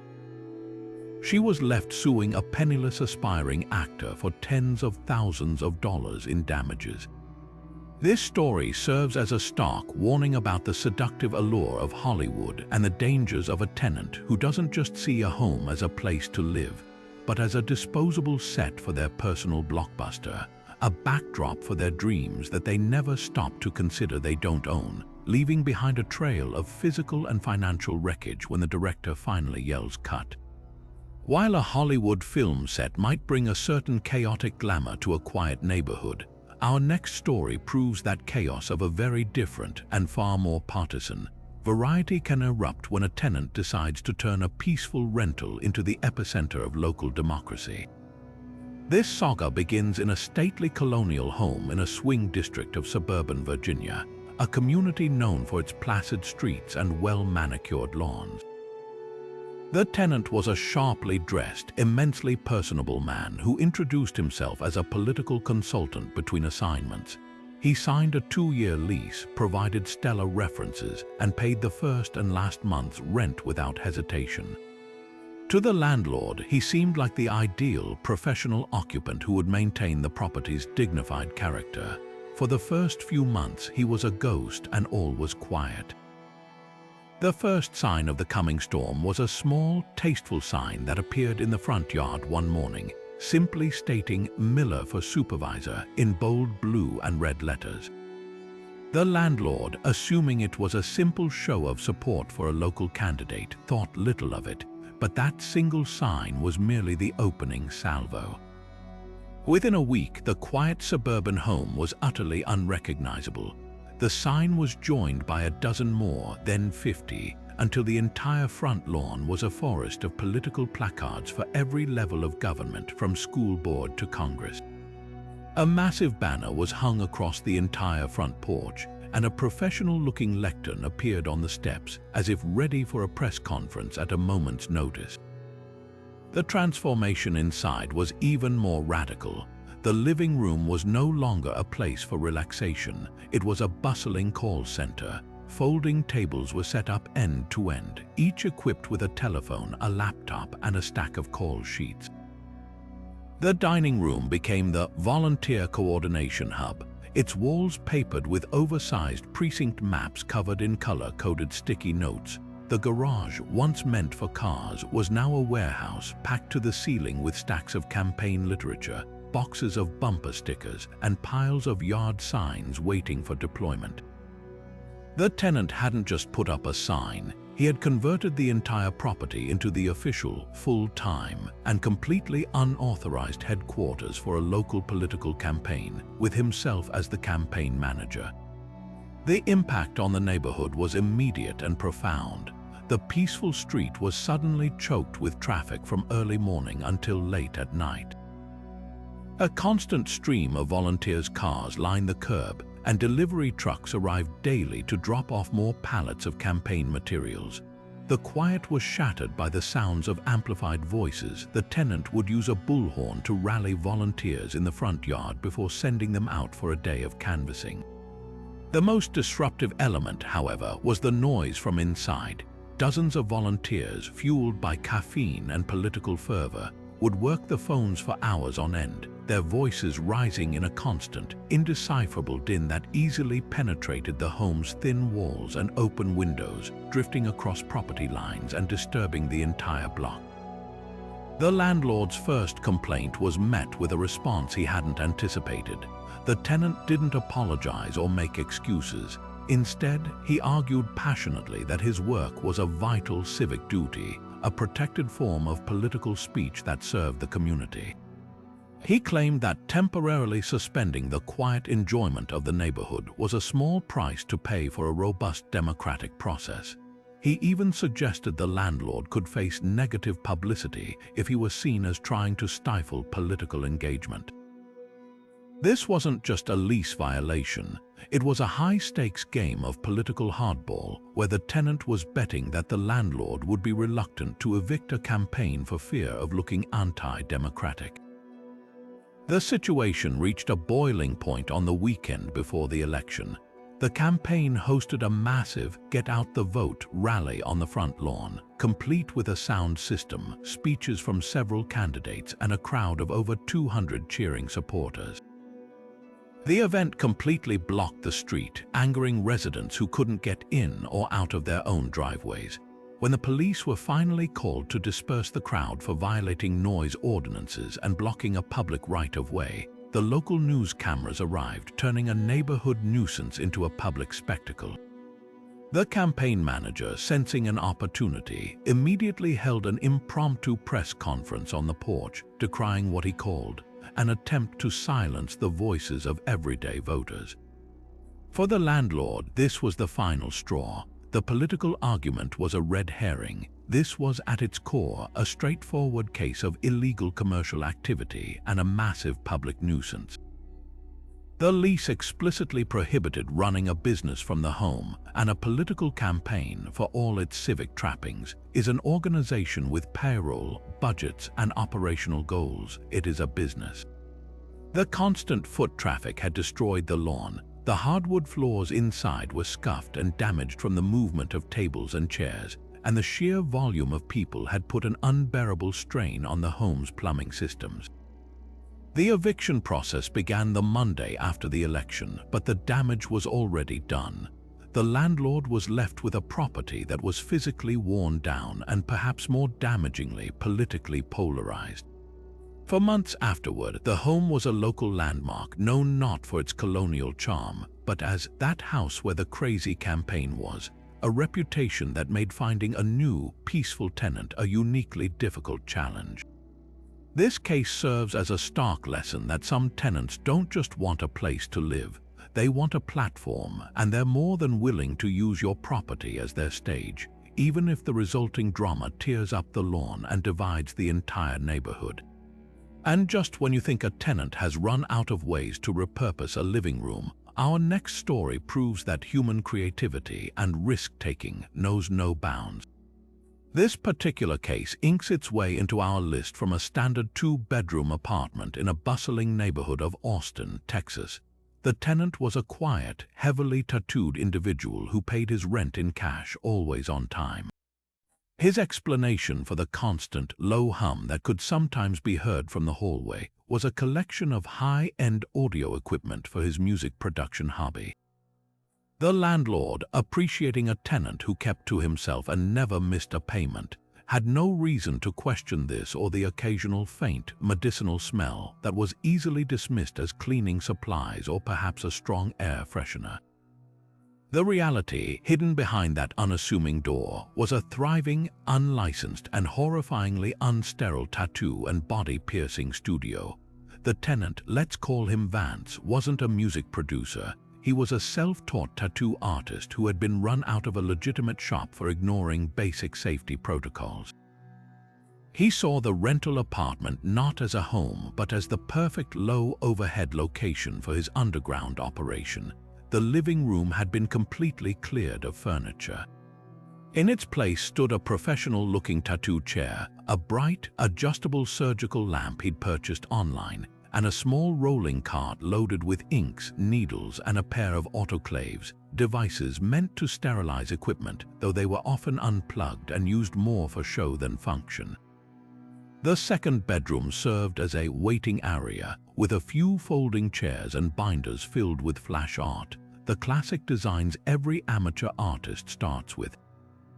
Vance's business model was simple and predatory. He drastically undercut the prices of every licensed, safe tattoo parlor in the city. For a population of young, often cash-strapped students and artists looking for cheap ink, his offers were irresistible. He operated primarily through word of mouth and private social media groups, requiring all communication to be done through encrypted messaging apps. Clients would arrive at all hours, often ushered in quickly to avoid drawing attention from neighbors. The steady stream of visitors was the first real clue for the landlord, who lived in a different part of town. A next-door neighbor finally complained not about the noise, but about the constant flow of strangers and the occasional discovery of used latex gloves or small, bloody wipes in the shared outdoor trash bin. The catalyst for the entire operation's exposure was a medical emergency. A young client who had received a large tattoo on her forearm developed a severe staph infection within days. The infection spread rapidly, landing her in the emergency room with a high fever and a terrifying red streaks moving up her arm, a sign of sepsis. When hospital staff asked about potential causes, she reluctantly confessed to getting the tattoo in a friend's apartment.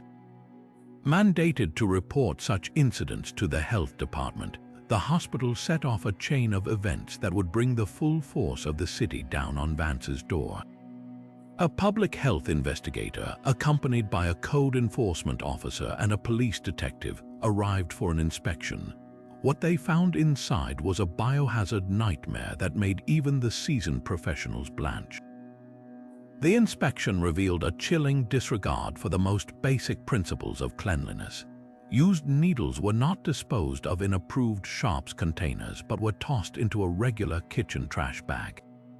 The tubes of ink were not the single-use, individually sealed bottles required by law. Vance was dipping into large, communal pots for multiple clients, a practice that can easily transmit bloodborne pathogens like hepatitis B, hepatitis C, and HIV from one person to another. Most damning of all, the autoclaves were not properly maintained or tested with biological indicators to prove they were actually killing microbes. They were little more than expensive props. The investigator also found evidence of illegal body piercing, with jewelry that had been sterilized not in an autoclave, but in a common household countertop steam cleaner meant for baby bottles. For the landlord, the aftermath was a devastating financial and legal reckoning that went far beyond a simple eviction. The entire apartment had to be treated as a biohazard site. The porous surfaces, the carpet where a drop of blood might have fallen, the bathroom where instruments were allegedly rinsed, all had to be professionally remediated by a specialized cleanup crew.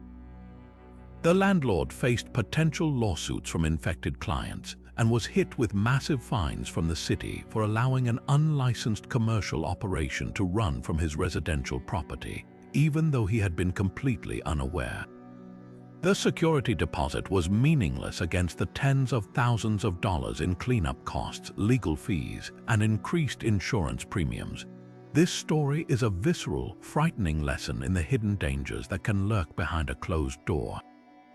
It underscores that the most damaging tenant isn't always the one who knocks down walls or steals electricity, but the one who trades in trust, exploiting the desire for affordable art by offering a deal that risks not just a bad tattoo, but a life-altering illness, all from the comfort of a living room that was never meant to be an operating room.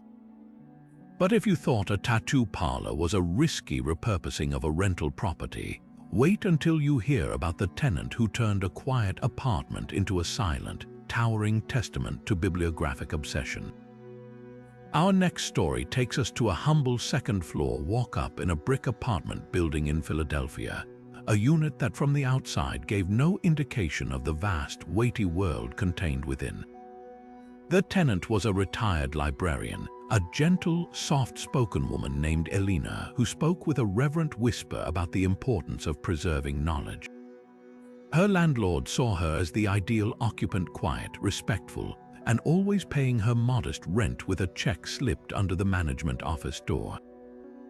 The only unusual request she ever made was for the landlord to reinforce the flooring in the closet of the second bedroom, a request he happily fulfilled, assuming she wanted to store a heavy heirloom or perhaps a small safe.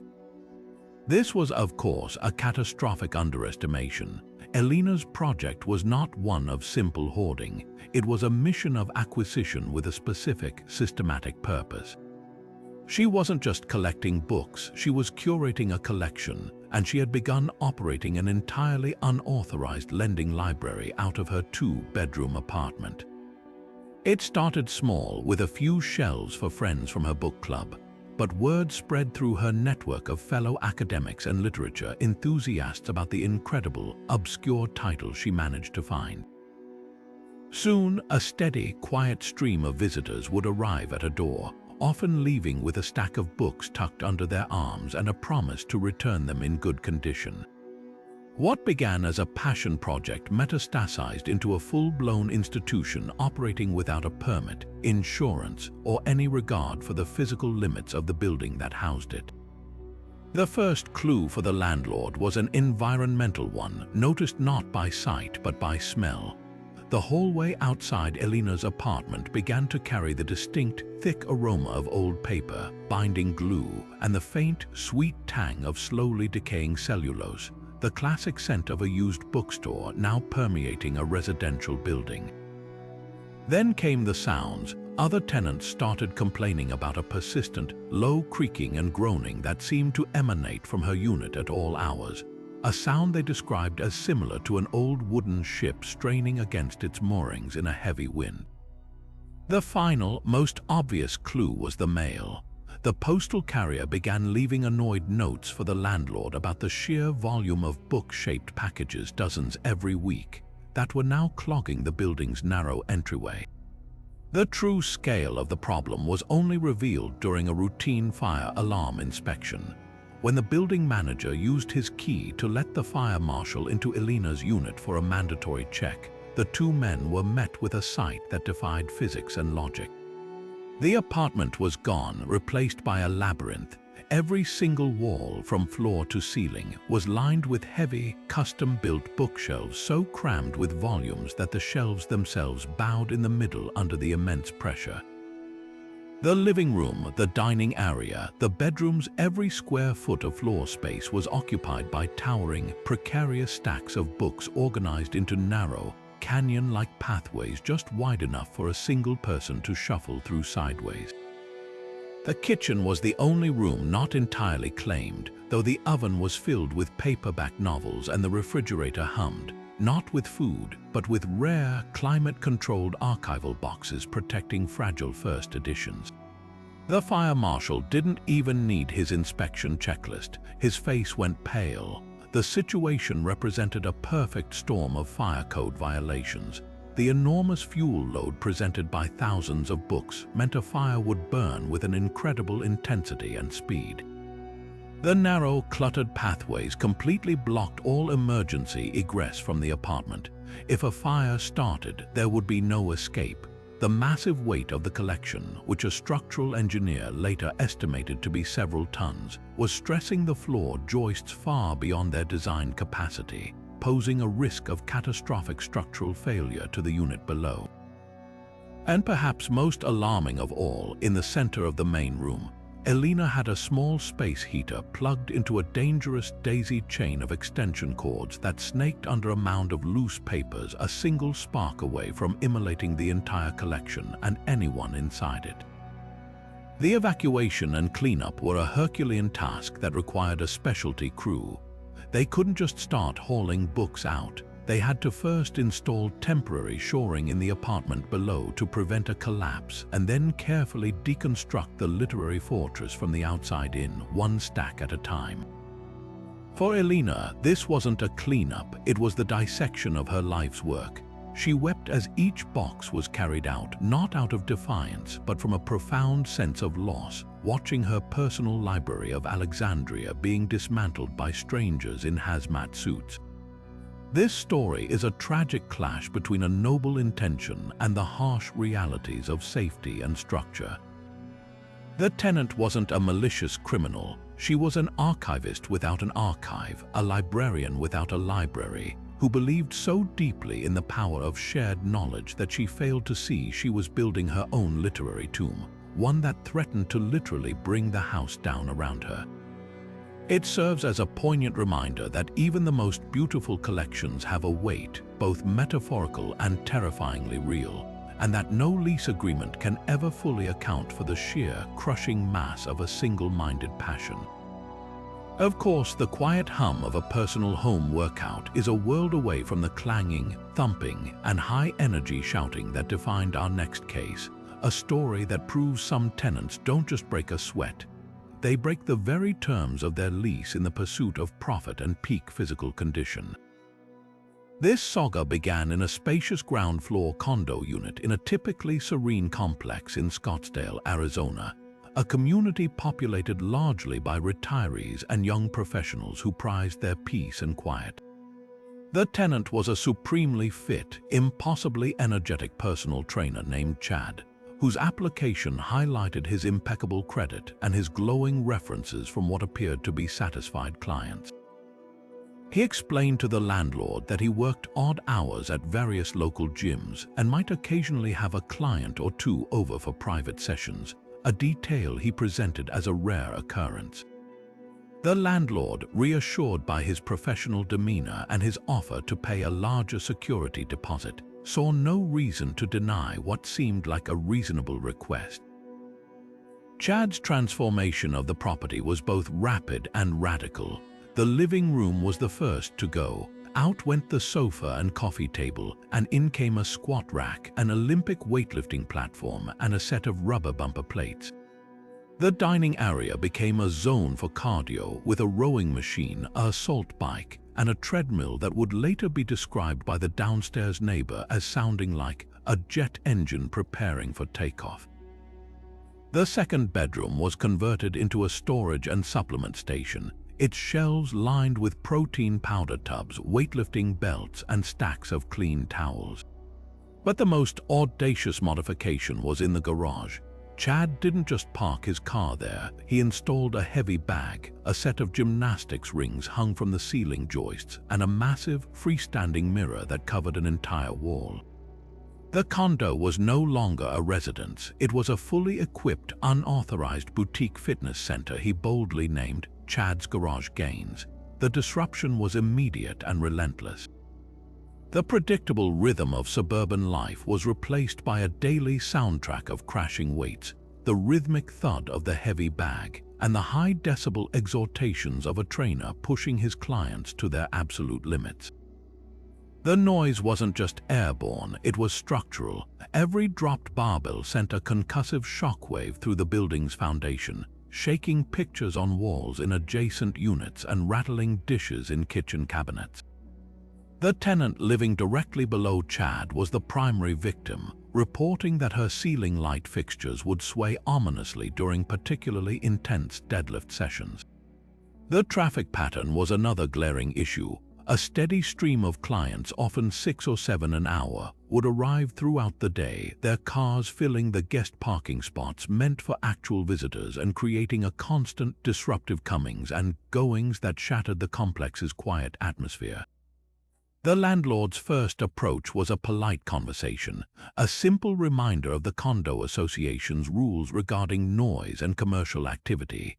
Chad's response was a masterclass in justification.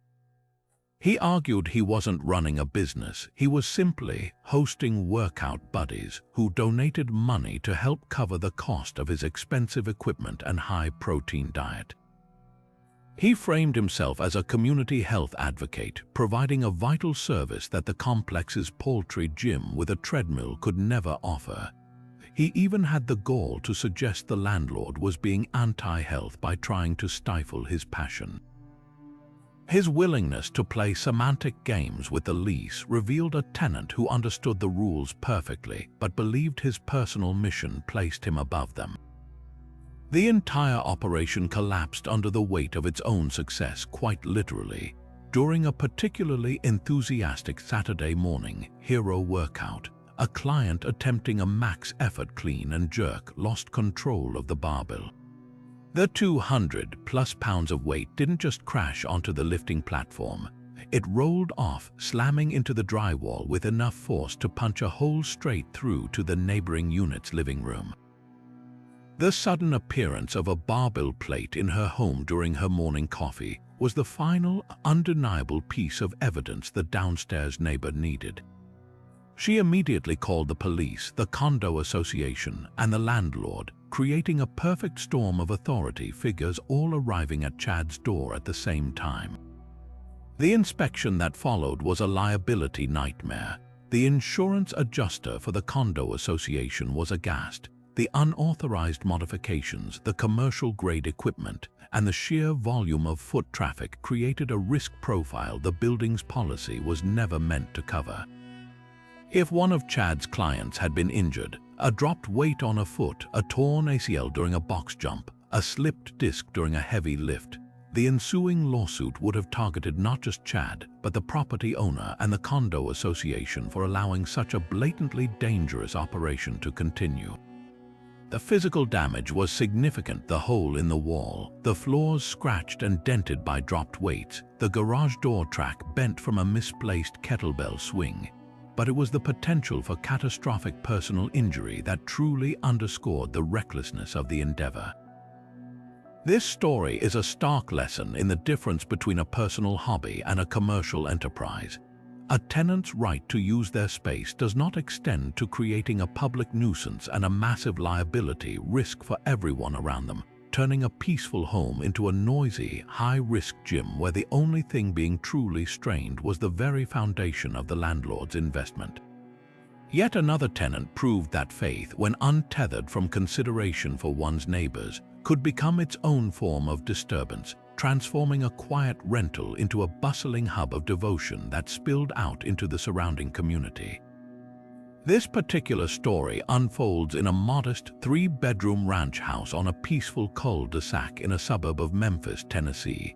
The tenant was a soft-spoken, deeply sincere man named Samuel, who presented himself as a retired music minister looking for a quiet place to settle down. He paid the first and last month's rent without hesitation and assured the landlord he was a quiet, respectful individual who would treat the property like his own. For the first few Sundays, the only sign of activity was the faint, beautiful sound of a single voice singing hymns, which the neighbors actually found quite lovely. Samuel's mission, however, was far grander than personal worship.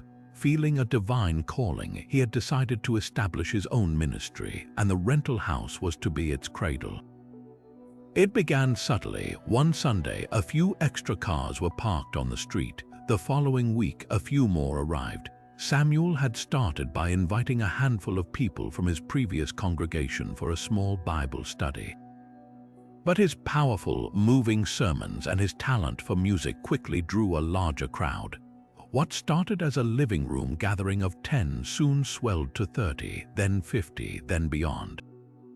The living room furniture was pushed against the walls, then eventually moved into the garage to make space for rows of folding chairs that Samuel purchased in bulk. The dining room became a makeshift nursery, and the kitchen was converted into a refreshment station, with industrial-sized coffee urns and platters of cookies that hummed with the constant activity of fellowship. The impact on the neighborhood was profound and immediate. The peaceful Sunday mornings were shattered. The narrow, previously sleepy street became clogged with a parade of cars searching for non-existent parking spots. Residents found their driveways blocked and their lawns trampled by congregants spilling out of the overcrowded house. The noise level escalated from a gentle hum of prayer to a booming, amplified sound system, as Samuel had begun using a portable PA to ensure everyone in the packed house could hear his sermons.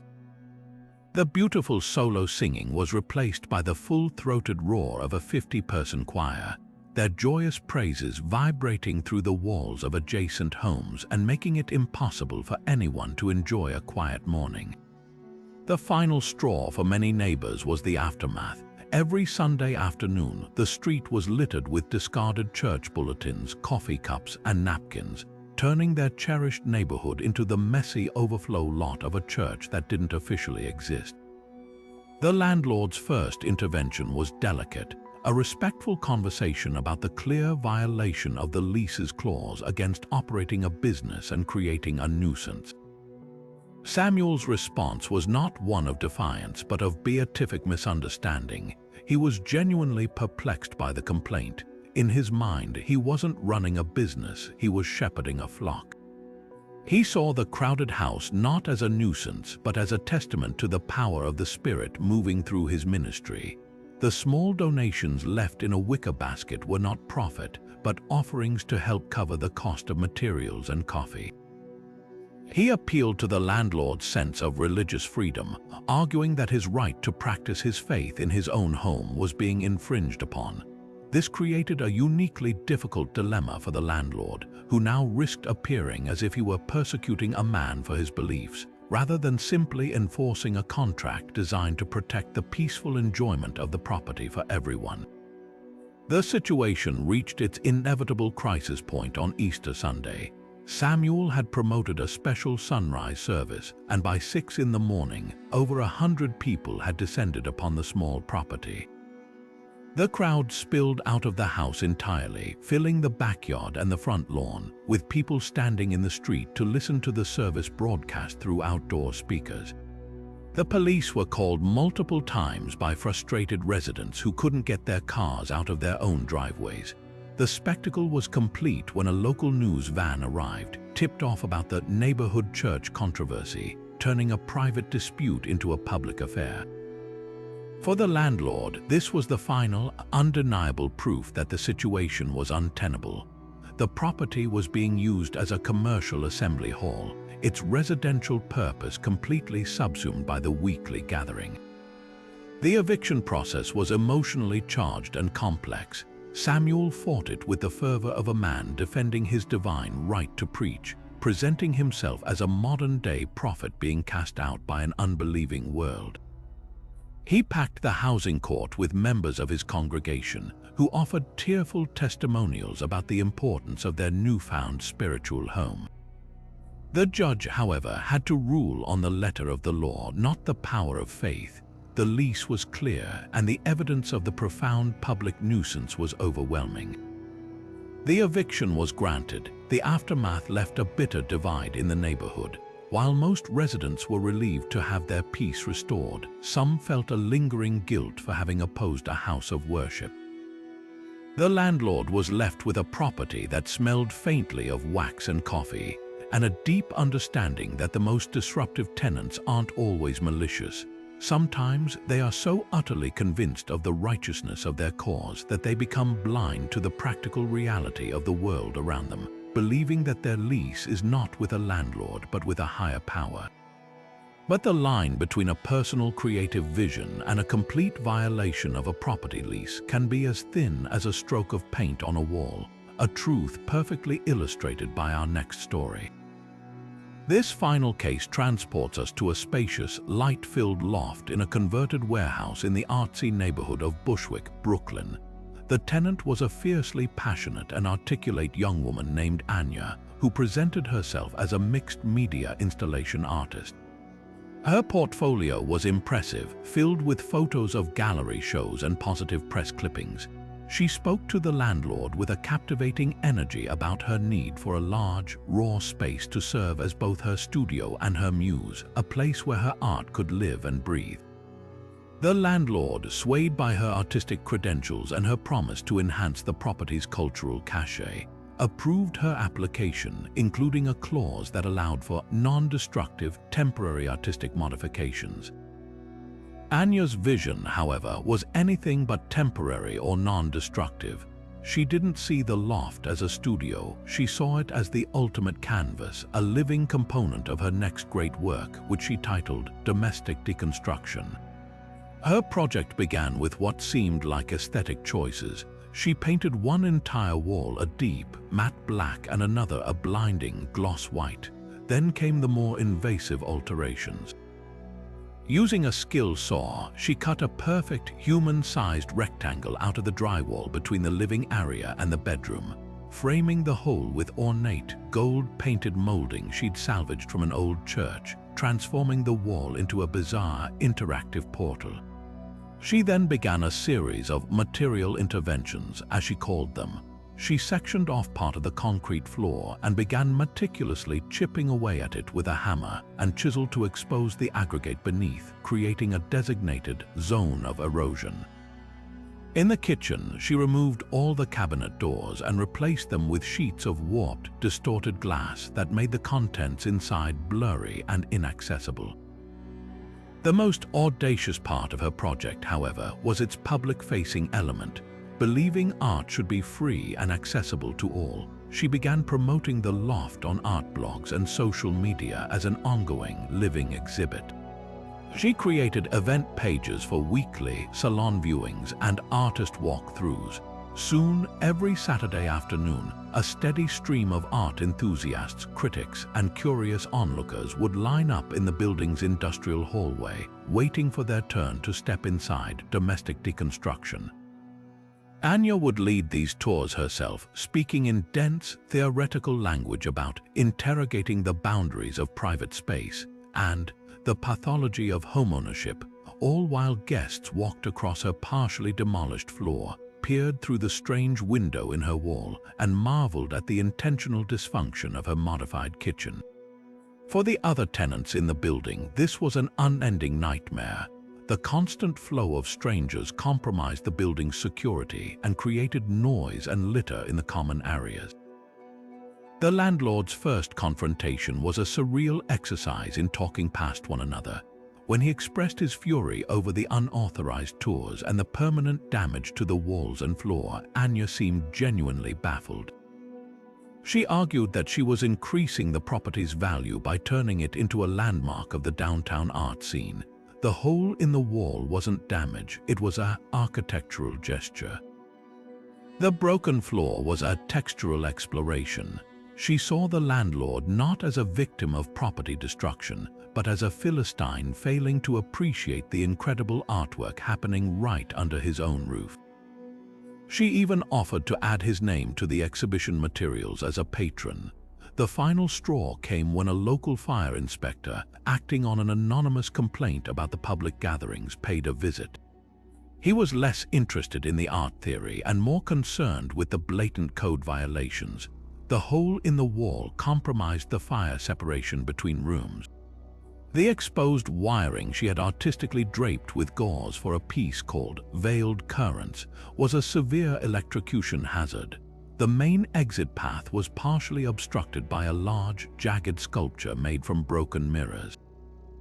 The inspector immediately issued a vacate order, shutting down the exhibit and declaring the unit unsafe for occupation until all the modifications were reversed and brought up to code.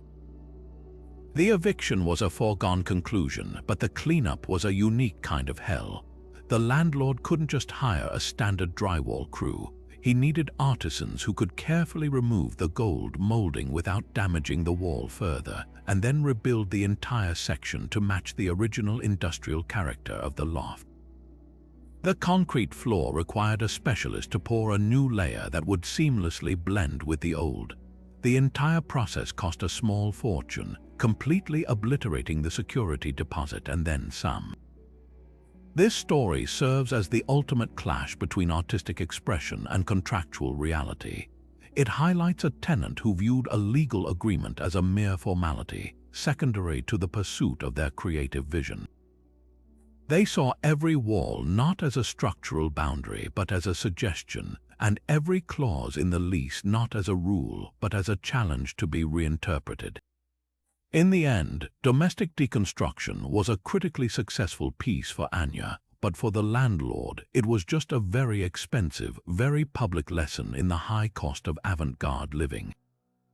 Imagine discovering your quiet, stable tenant is actually running a full-scale, unlicensed therapy practice from their living room, offering counsel for everything from deep trauma to marital strife without a single credential to their name.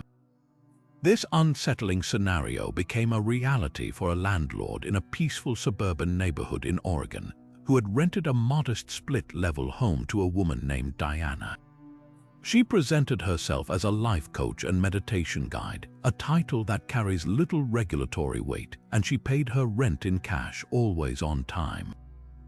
The only unusual feature was the noticeable stream of visitors throughout the week, but Diana had a ready explanation. She hosted group wellness workshops and private consultation sessions, all part of her legitimate-sounding coaching business. The landlord, appreciating a tenant who was financially reliable and seemed to be helping people, saw no reason to interfere. The operation Diana was running, however, was far from the simple life coaching she had described. Using the serene setting of the rental home as a backdrop, she had fully rebranded herself as Dr. Diana, a licensed clinical psychologist specializing in trauma recovery and regression therapy. Her website, which was professionally designed and featured stock photos of serene offices that were actually just angles of the rented living room, listed impressive but entirely fictitious credentials from prestigious universities.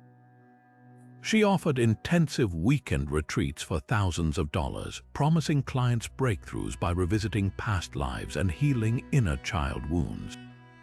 The second bedroom was converted into a therapy suite, complete with a chaise lounge, boxes of tissues, and dimmable lights, while the garage was used to store promotional materials and boxes of waivers for clients to sign, effectively absolving her of liability. The first hint of trouble wasn't a noise complaint, but a deeply concerned phone call from a client's family member.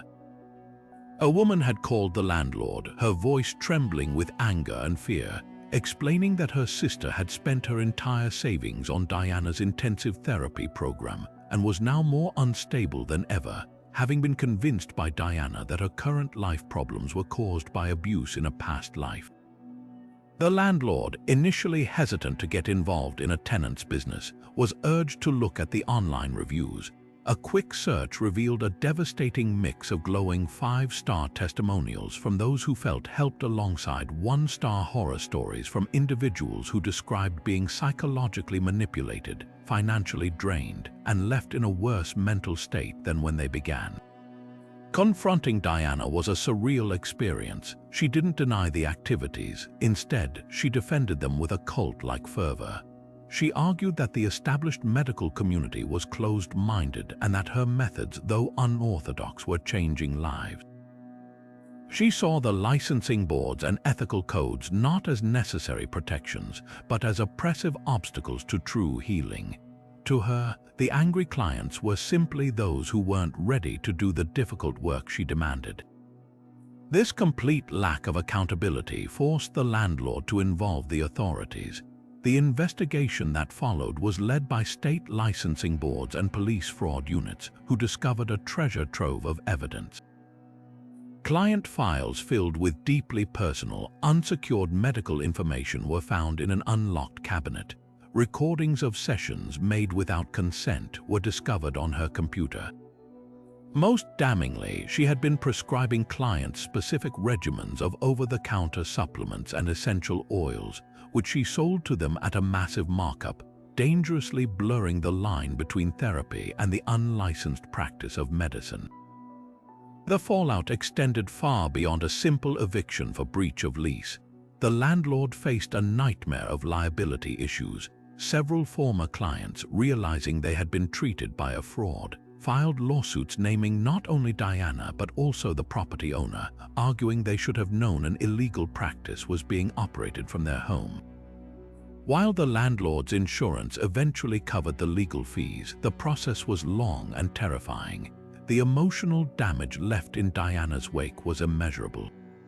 Vulnerable people seeking real help for depression, anxiety, and PTSD had been exploited by someone who exploited their trust for financial gain, potentially diverting them from seeking legitimate, life-saving treatment.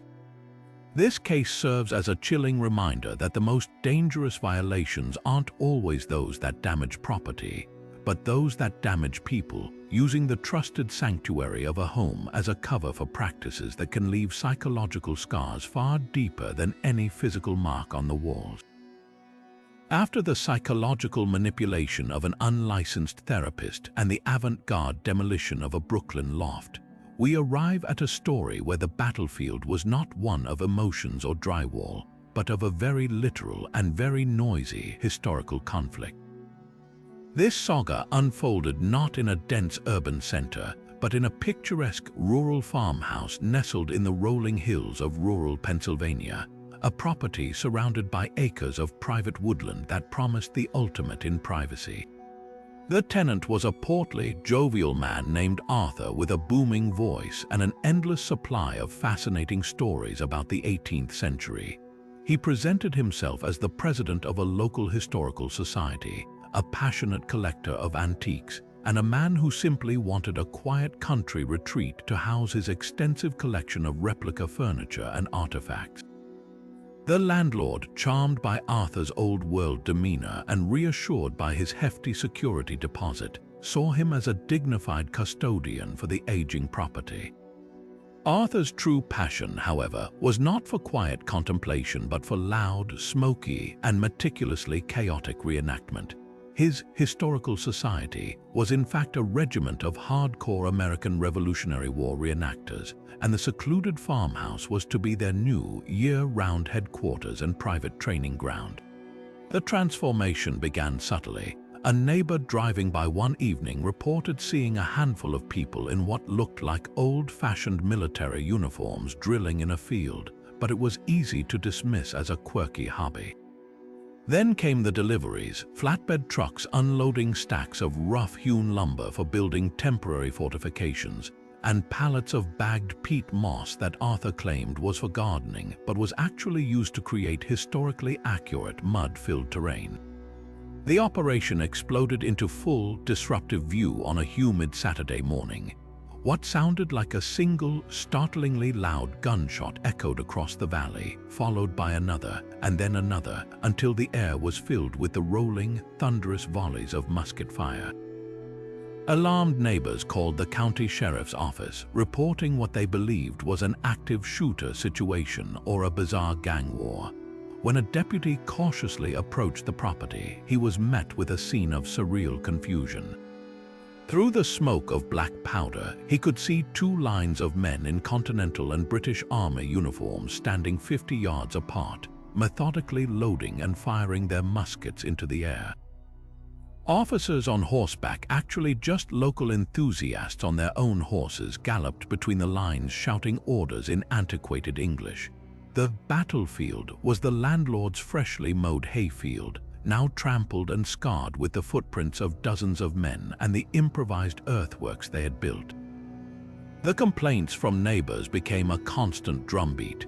The reenactments, which happened almost every weekend, created a pervasive haze of sulfurous smoke that drifted for miles, smelling like a constant 4th of July celebration and leaving a fine gray dust on cars and windows.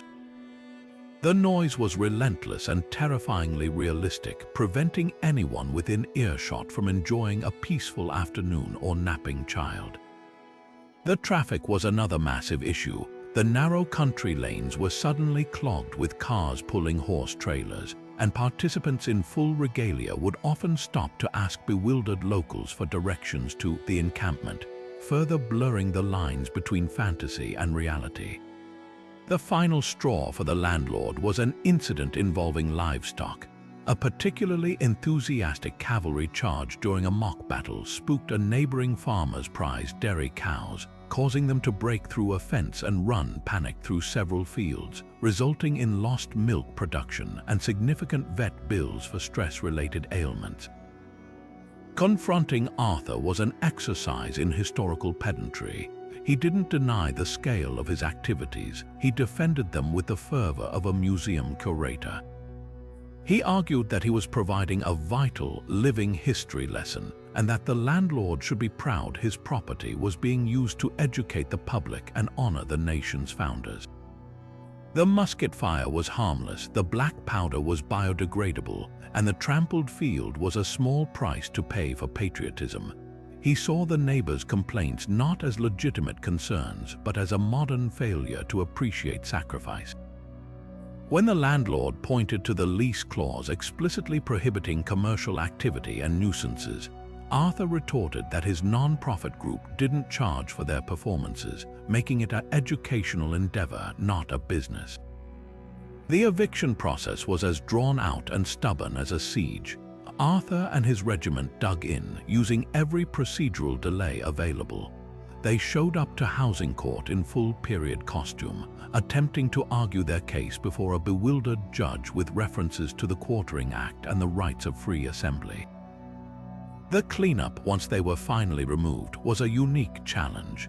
The landlord wasn't just dealing with trash, he was dealing with the remnants of a bygone era. The fields were pockmarked with shallow trenches and fire pits.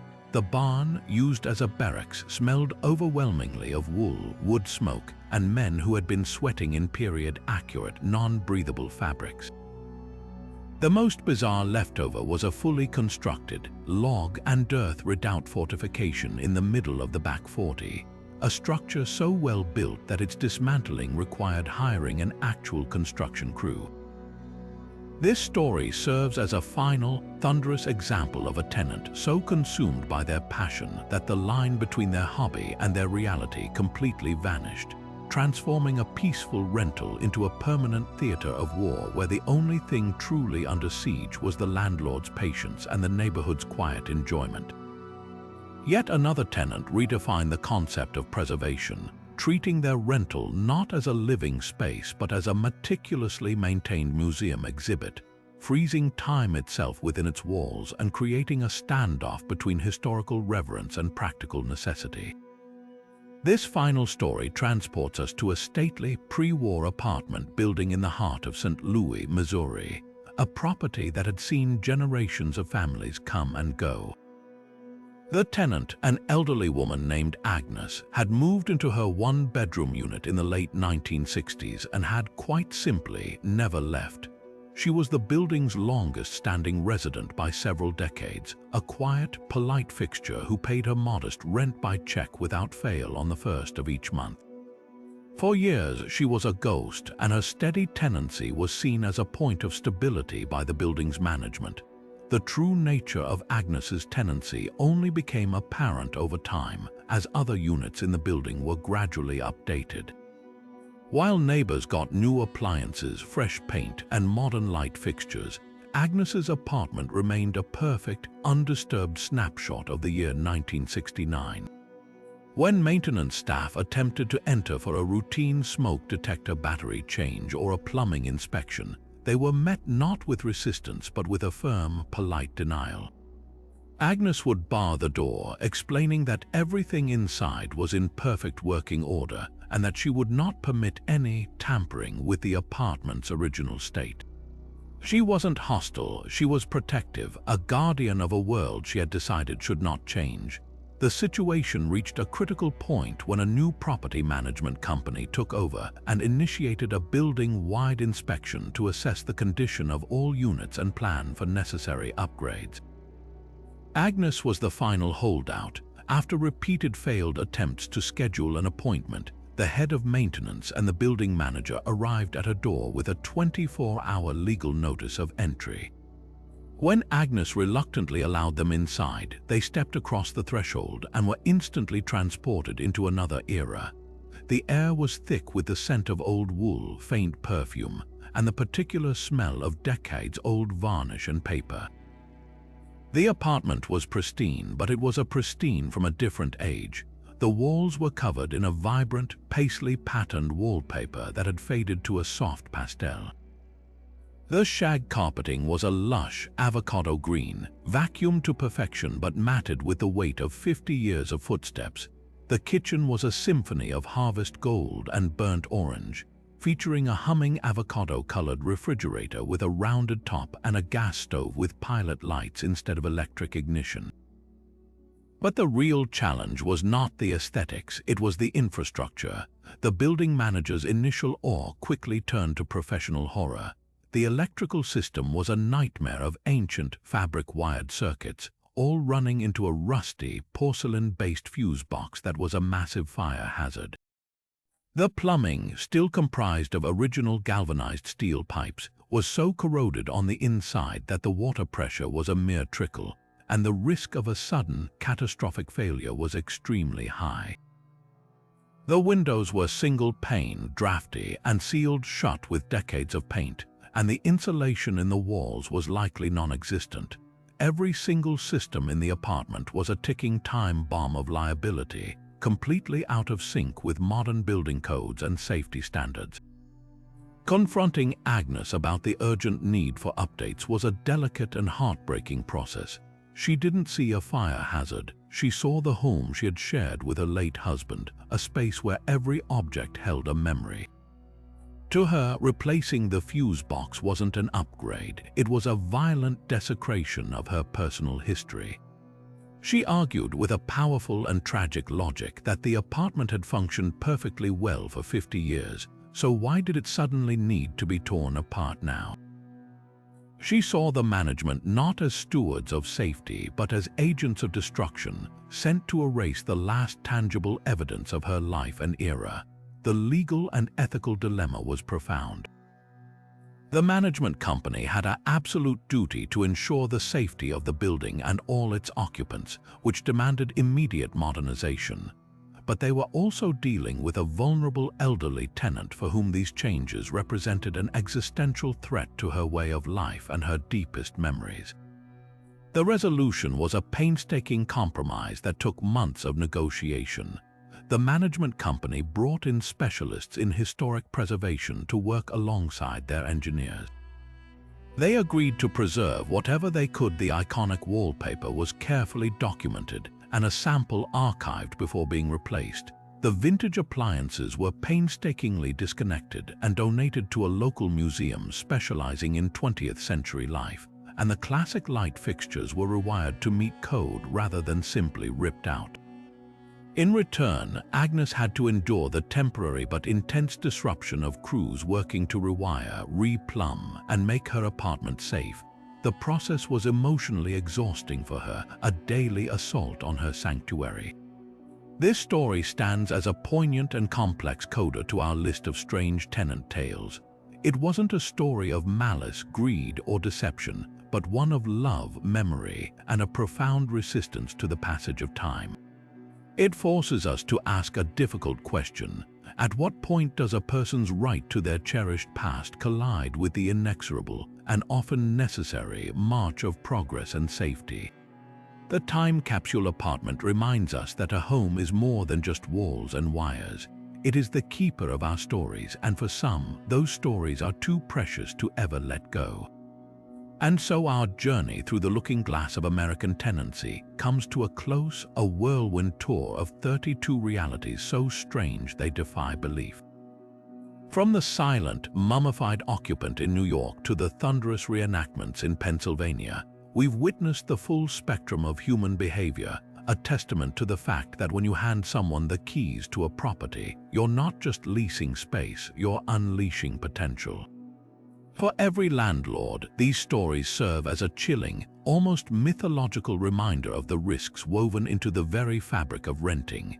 It's a world where a perfect credit score can hide a cult leader, where an automated payment can mask a tragedy, and where a request to hang soundproofing panels can be the first step toward building a nightclub. The challenge is immense, a constant balancing act between respecting privacy and maintaining oversight, between trusting your tenants and protecting your investment.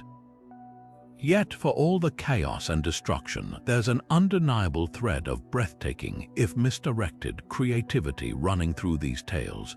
The forgery studio in Santa Fe, the subterranean tunnel network in Chicago, the guerrilla wedding venue in Virginia. These weren't just acts of destruction, they were acts of profound, ambitious creation.